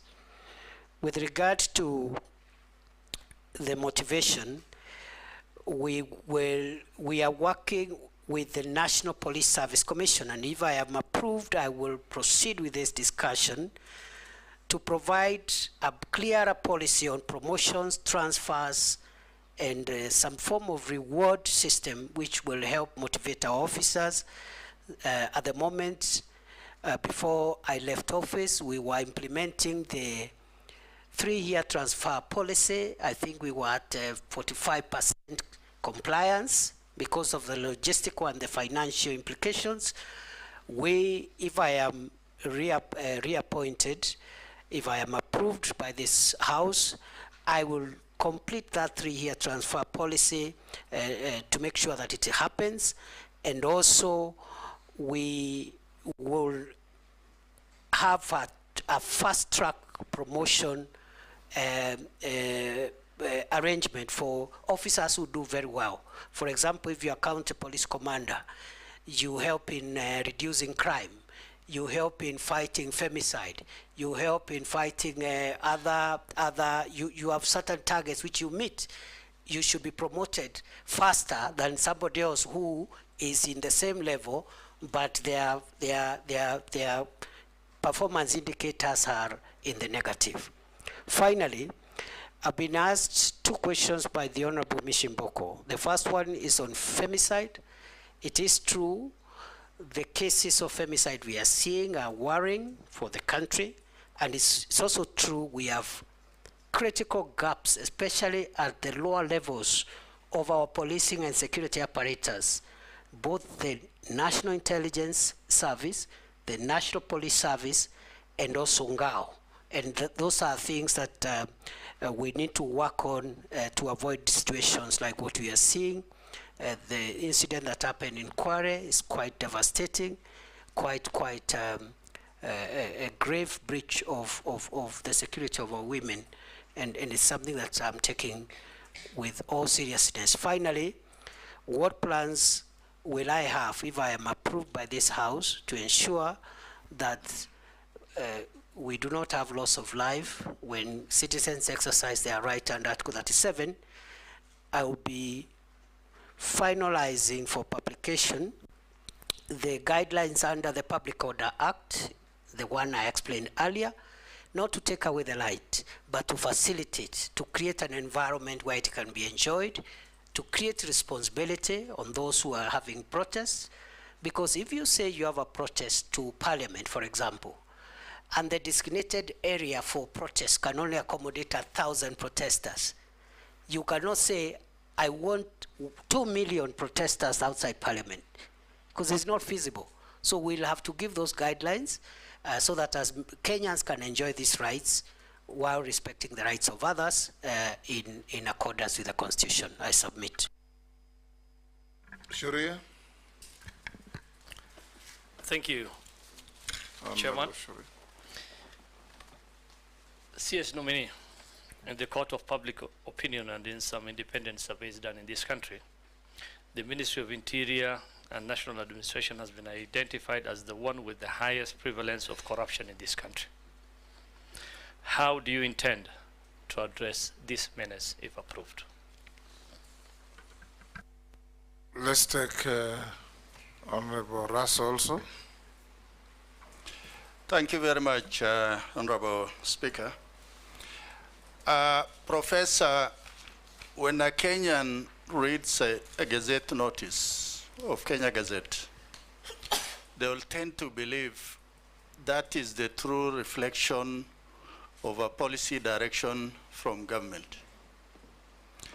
In March this year, you closed the Ilo gold mine in Moyale, that it will be closed for 30 days following the skirmishes that had taken place.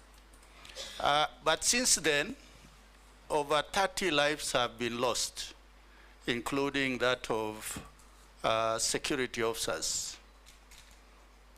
That particular area has turned out to be a black market for mineral entrepreneurs, and the citizenry have generally lost faith in government and also in the security agency. My question to you,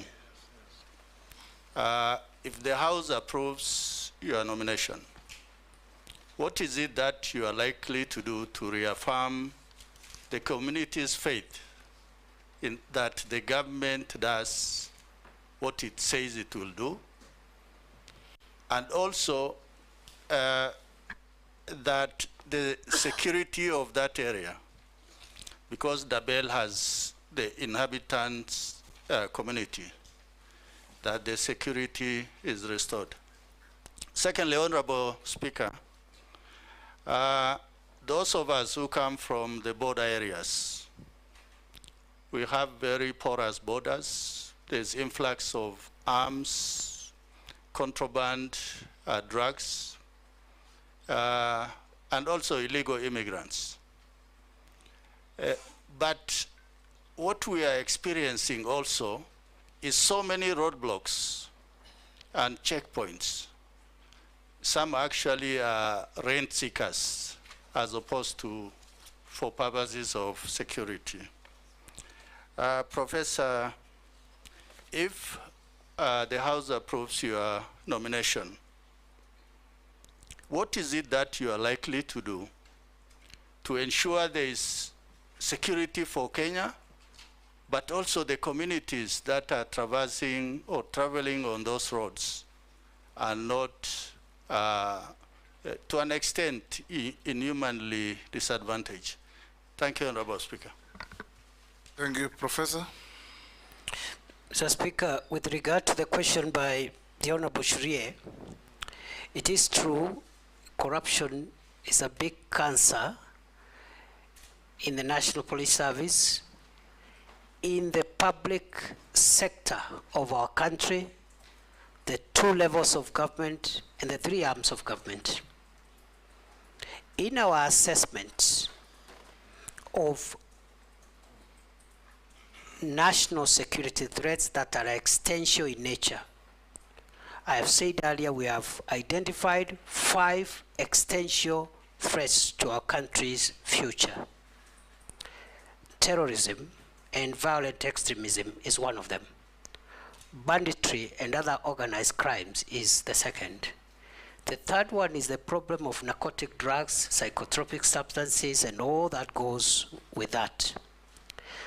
The fourth one is climate change and how it is creating disruption of livelihoods and breeding conflicts among communities. The fifth one is corruption.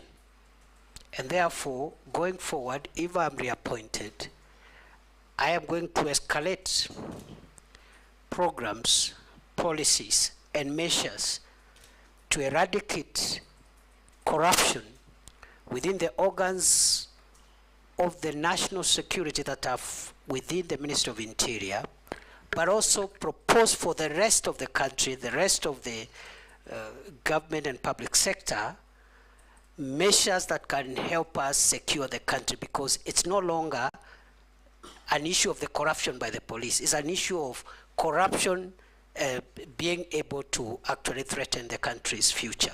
And therefore, corruption is top 5 of our national security threat.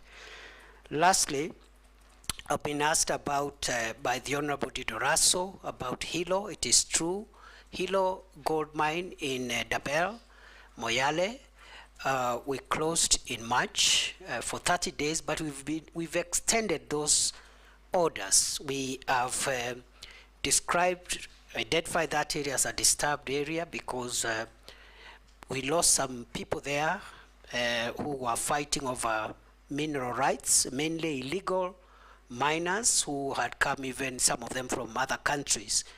So we closed it on security considerations. We are in talks with the Ministry of Mining to see how an orderly resumption of mining activities can happen. I was there physically in June. I was planning to go back in July before this happened. In the interim, we have lost a few people because of illegal activities around there, even as we speak, on a very low scale though. We even lost 2 police officers in the last 2 weeks. So as soon as if I am approved, as soon as I'm in office, I will prioritize the Dabel issue to ensure orderly resumption of lawful mining activities to the benefit of the communities that are there. With regard to borders, the multi-agency roadblocks we have, especially the one in Archer's Post, the one in Mombasa, the Garsen-Malindi Highway, all the multi-agency roadblocks are working well, including the Kanyonyo one, the one on Garissa Mwingi, Nairobi Highway. What the criminals have done, those who smuggle arms and aliens and drugs, they are using alternative routes. What am I going to do? The same multi-agency approach that we have used on the main highways. We will increase our surveillance and put multi-agency effort, not necessarily roadblocks, but patrol teams by our special forces on the alternative routes that drug traffickers, human traffickers, and other criminals are using to harm our country. I submit. Honorable Mule. Thank you very much, Chair, and thank you very much, Nominee. Honorable Speaker, I want to ask Professor that he came to be the Minister for Interior after the last election and be vetted by this committee and approved, and understanding very clearly the economic policy of the Kenya Kwanza policy of bottom-up economic transformation. You have been in office, and I want to bring you to your attention that the National Assembly put up regulations for private security firms to be regulated properly. And in the view of the better or the bottom up, it was to create employment. But in the time you have been in the office, this industry has suffered tremendous losses whereby you have not given them any regulations. You have not restored order and system in the private sector. And I would wish to know exactly what are you going to do. These private companies have been providing employment to more than almost 1.5 million Kenyans, and they could do better if the government enables proper regulations to create that. And you revoked the license of the Private Security Regulatory Authority, whereby 9 companies plus in this country have not been able to create employment.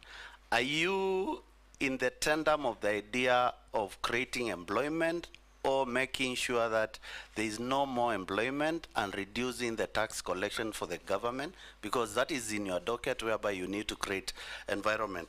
And being the last person, Mr. Speaker, I would wish to ask the CS to give us a number of activities he has participated in pro bono work in this country, preview to being a CS or after being nominated as a CS in this country. And last but not least, CS, the issue, I'm the last one, so I just want to give him 10 minutes to respond to me. The nominee, the issue of ID in this country is really, really alarming, especially to the young people who are intending to join institutions of higher learning. And I can assure you, quite a number of them, they are not able to register or for admission in the Institute of Higher Learning. What can you do better to make sure that every young people, and especially the Gen Zs, immediately they are clearing their secondary school, they acquire their IDs at the tail end of their Form 4. Why do we have to wait for them to get out to the field and start struggling to get this opportunity? What collaboration will you do with the Ministry of Education? By the time these young people leave school, they already have an ID. We don't need to wait until they get out here to start struggling. What measures are you going to put if, and I'm using the word if carefully, you'll be approved by Parliament and this committee? Professor. Mr. Speaker, sir, the private security regulations emanated from our ministry, of course, were presented to National Assembly for approval.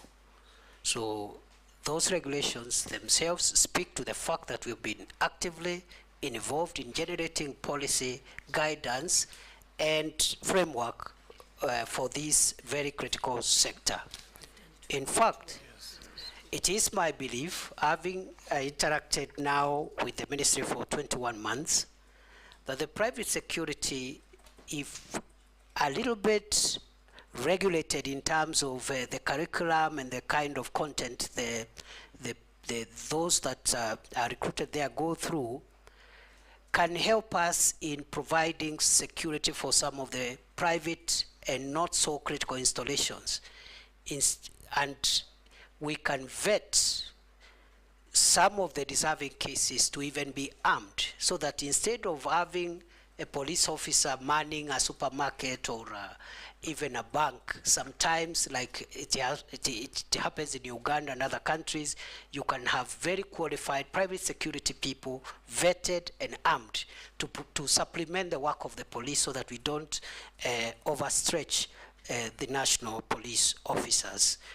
On the second issue from the Honorable Mude, it is true that the Private Security Regulatory Authority had revoked 9 licenses. The 9 companies appealed to the Cabinet Secretary, and I reversed that revocation in accordance with Section 43 of the Act. So those licenses that were revoked, they were reinstated on appeal. Then the issue of pro bono work. Pro bono work, I understand it to mean unpaid work. That's the understanding of pro bono work from my very limited legal background. I don't know, like which one now, maybe in church or at home or where. Because since I became minister, I have no free time to do anything. I have no time to do anything. I hardly sleep, I hardly have a weekend. Night and day are the same for me. But before then, I used to volunteer in many activities, some organized by Law Society of Kenya, some organized by church organizations, etc., etc. The last question by the Honorable Mule is on identity cards. We have suffered the current discomfort because of court injunctions. That's number 1. Court injunctions for 4 months between last year and early this year, and right now there's even another court injunction. Number 2, we have suffered the disruption because of change in technology from the 2nd generation ID to the 3rd generation ID. And I have explained the need for us to change the technology, because the current ID we have, the 2nd generation ID, cannot be recognized outside this country. It cannot even be a travel document. The security features are very rudimentary, very basic. And therefore the move to new technology, better technology, more secure document has caused disruption. Court injunctions have also caused distraction. And just like passports, in the event that I am reappointed, because the member said he used if deliberately, of course, I also want to promise, if I am reappointed, the same way I have focused on reforming the immigration directorate and helping unclog the passport inefficiency problem, I will focus on IDs and also birth and other citizen documents to ensure that we get optimum results. In fact, for example, a death or birth certificate should be obtained the same day, within 12 hours on application. And perhaps the ID, we should be able again to once we get out of the court injunction, we should be able to retain the 7-day target. At the moment, we are working with 21 days before the injunction. Thank you, Nominee. Sorry. Naisula, I didn't want to go another round. Speaker, I will not, after this nominee, I'll never ask for another round, and it's not a question, it's just a comment, because I'm very passionate about the issues on North Rift, and if the nominee happens to be approved by this committee and the National Assembly, I would like to just say that even as you deal with security matters and the hardware, please remember also peace and dialogue of those communities.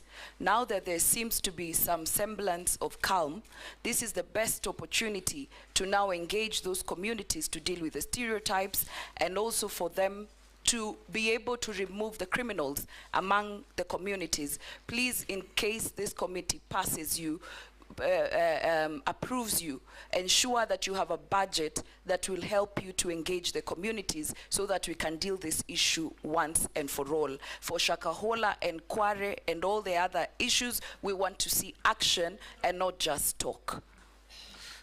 Yes. Thank you, Honorable Speaker, for the supplementary one. In conclusion, CS Nominee, your appointing authority has considered to the country that one of the failings that the President considered to was lack of communication. You have told us here of very good measures that you have taken in the State Department for Immigration, especially in the processing of passports and all that. However, that information is never in the purview of the public, members of the public. And indeed, I have an incident, CS, where a Kenyan in the US called me very desperate that they could not get their passport despite having paid somebody about 20,000 shillings. For a passport, was, I think the normal charges are about 4,000 or 3,000 something. And when I followed up the case, the person who was even paid this bribe was not an officer at the Immigration Department, and it took the intervention of the Director General of Immigration, Ms. Evelyn, to get the DCI to hunt for that person. Somebody extorting Kenyans money from Eastlands, pretending to be working in Nyayo House. And therefore, the lack of communication aspect in your ministry is what I want you to address. Should you, or if you are approved, what are you going to do to ensure that there is proper communication to the public, so that the public are not taken advantage of by criminals out there in Eastlands and elsewhere who are extorting bribes from Kenyans on the pretext that they are working in Nyayo House. And just like Owen Bayer said, you once declared Nyayo House a crime scene.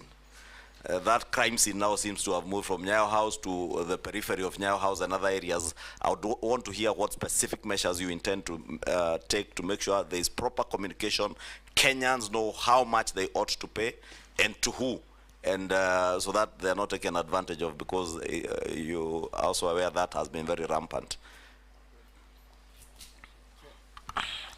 Chairman, thank you. Chairman, I just wanted to ask the CS, this issue of the IDs. Professor, you say the IDs will expire after 10 years. Have you put into consideration the vast areas, people like in North Turkana, how far they travel to get IDs? Because IDs are not like passport, they're essential documents that people must have all the time.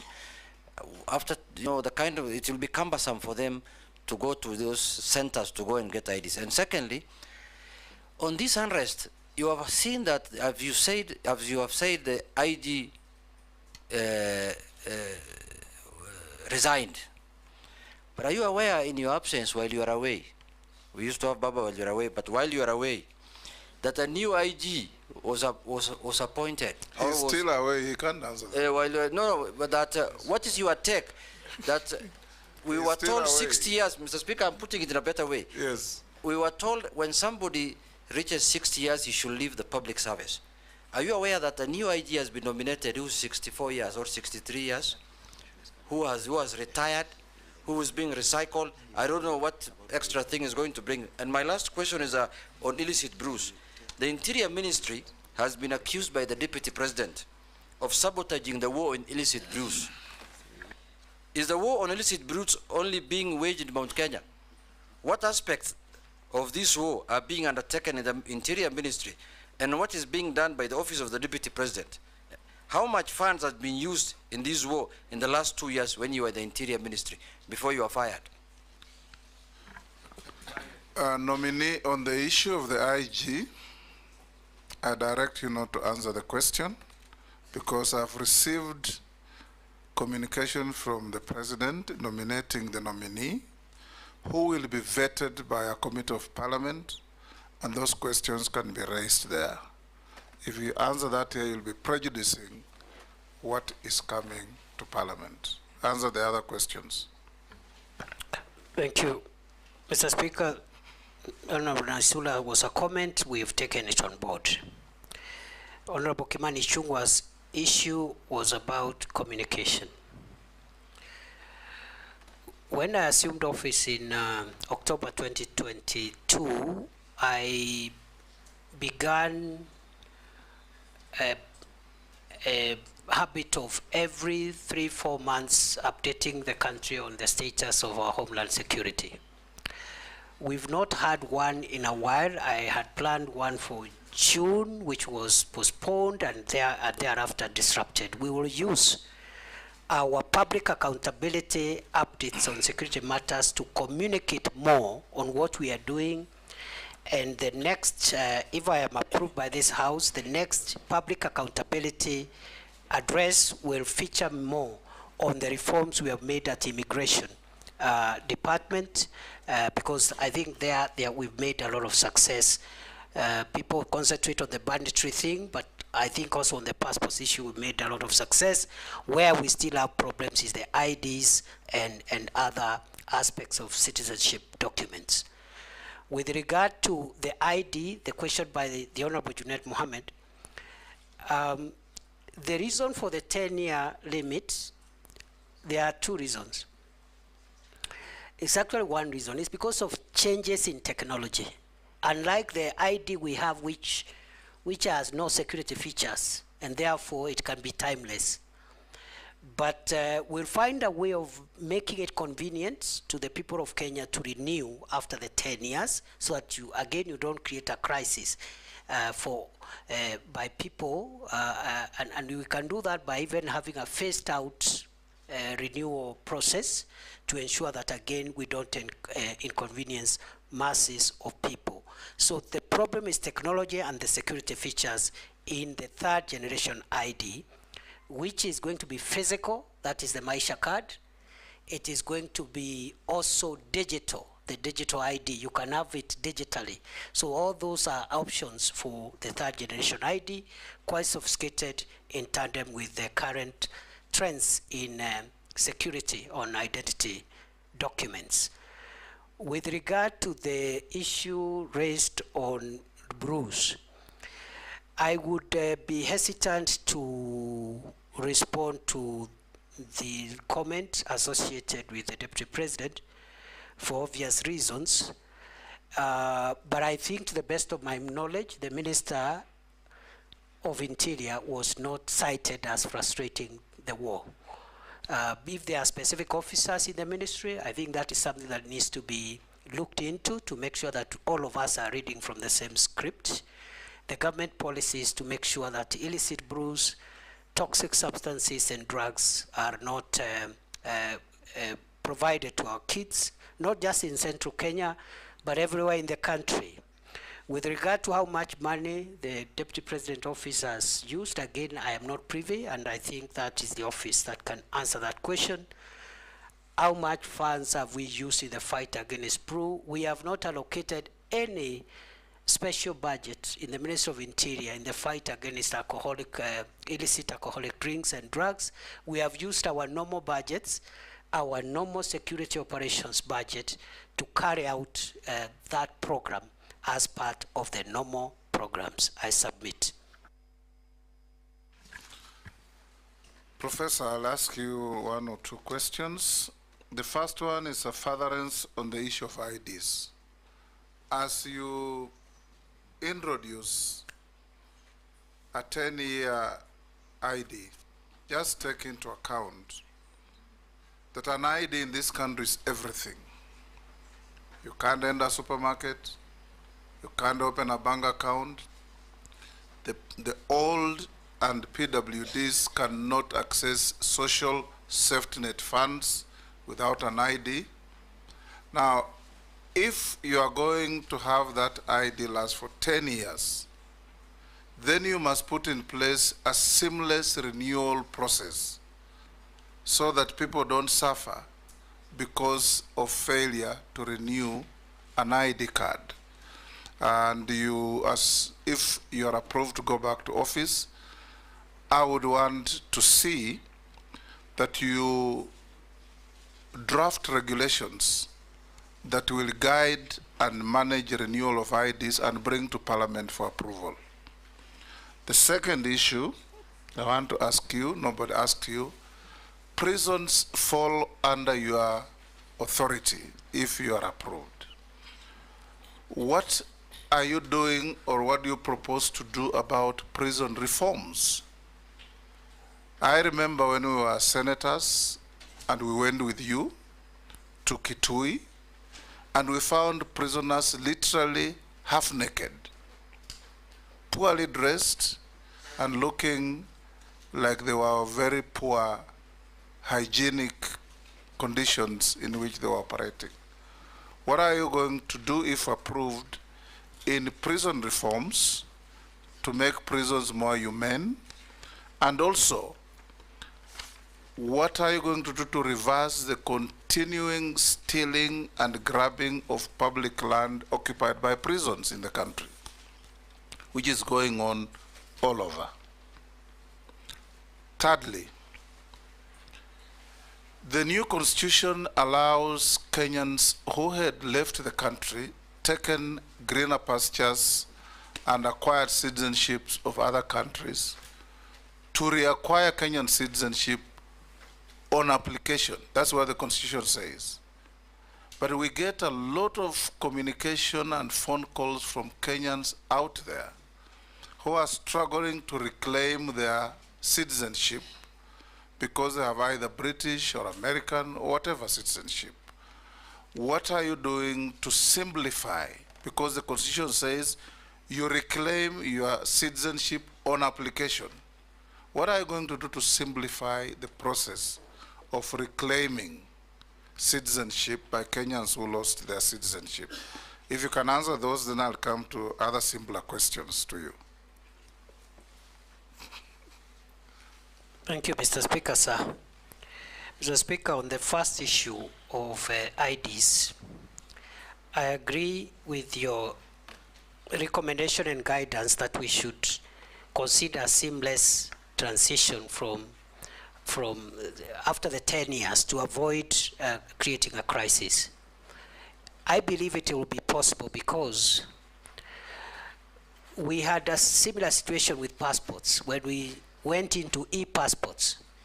So what you do, for example, is to say that the ID that has expired will continue operating until you get a new one, for example, because you cannot be faulted because of a government administrative measure. Number two, we will make sure that we anticipate and put in place a rapid response initiative where you deploy additional facilities, additional service points, additional personnel, even if it's on a temporary basis, at a time when many of these IDs will be expiring. But by and large, the old ID, the expired ID should work until when the state gives you a new one, because it's simply for technology purposes, safety features. It is not that we will give again another ID. It might even be the same, depending on whether or not we will consider that ID as being secure, a secure document by that time. With regard to regulations as guided, we will prioritize that, Mr. Speaker. With regard to Kenya prisons, we have part of the Maraga Task Force report.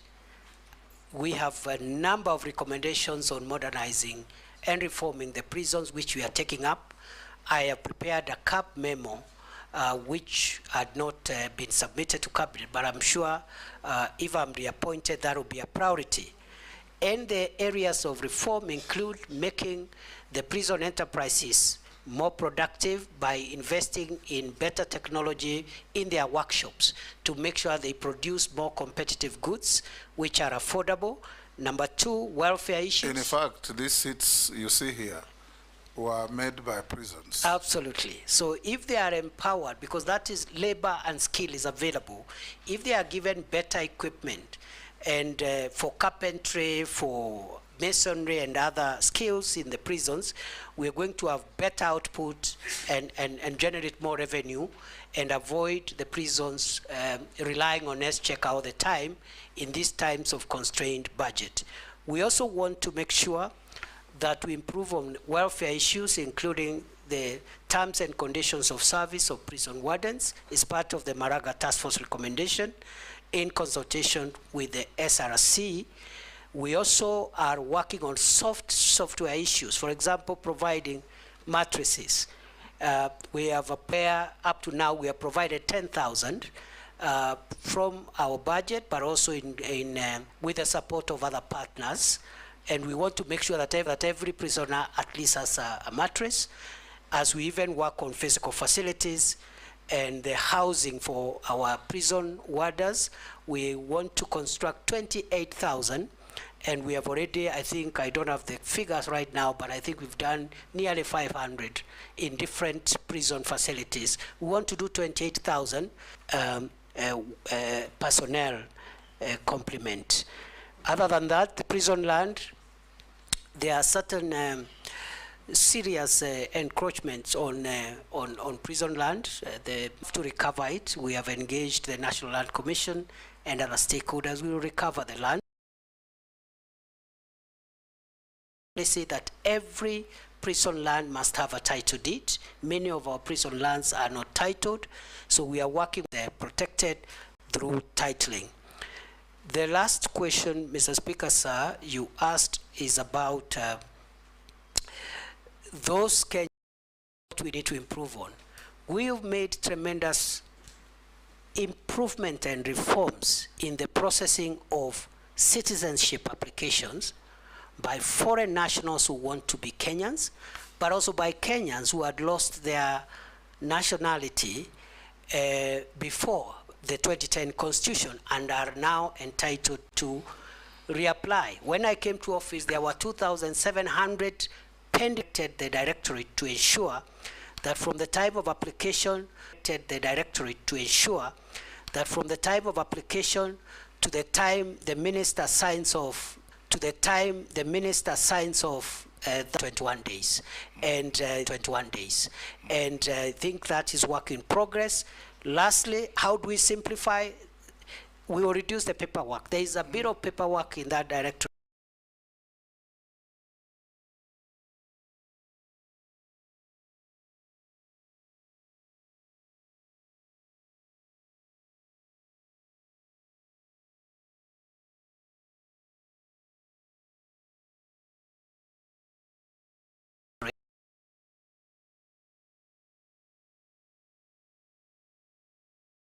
Timelines from 21 days to 7 days to possibly.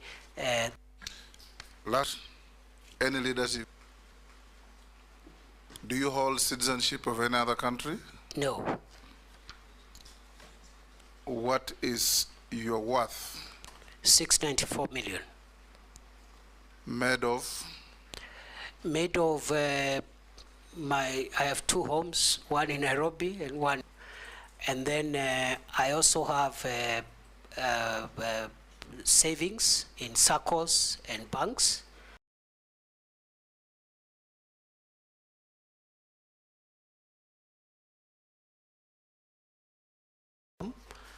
And that's I have vehicles.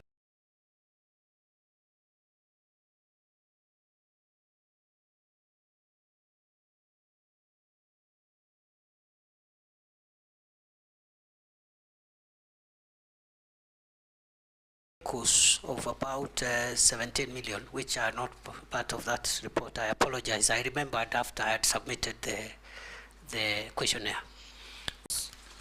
We've done with you 2 hours and 10 minutes. We want to inform you that this brings to an end our interaction with you. The clerk has checked all your documents against what you submitted have been found to be correct and in order.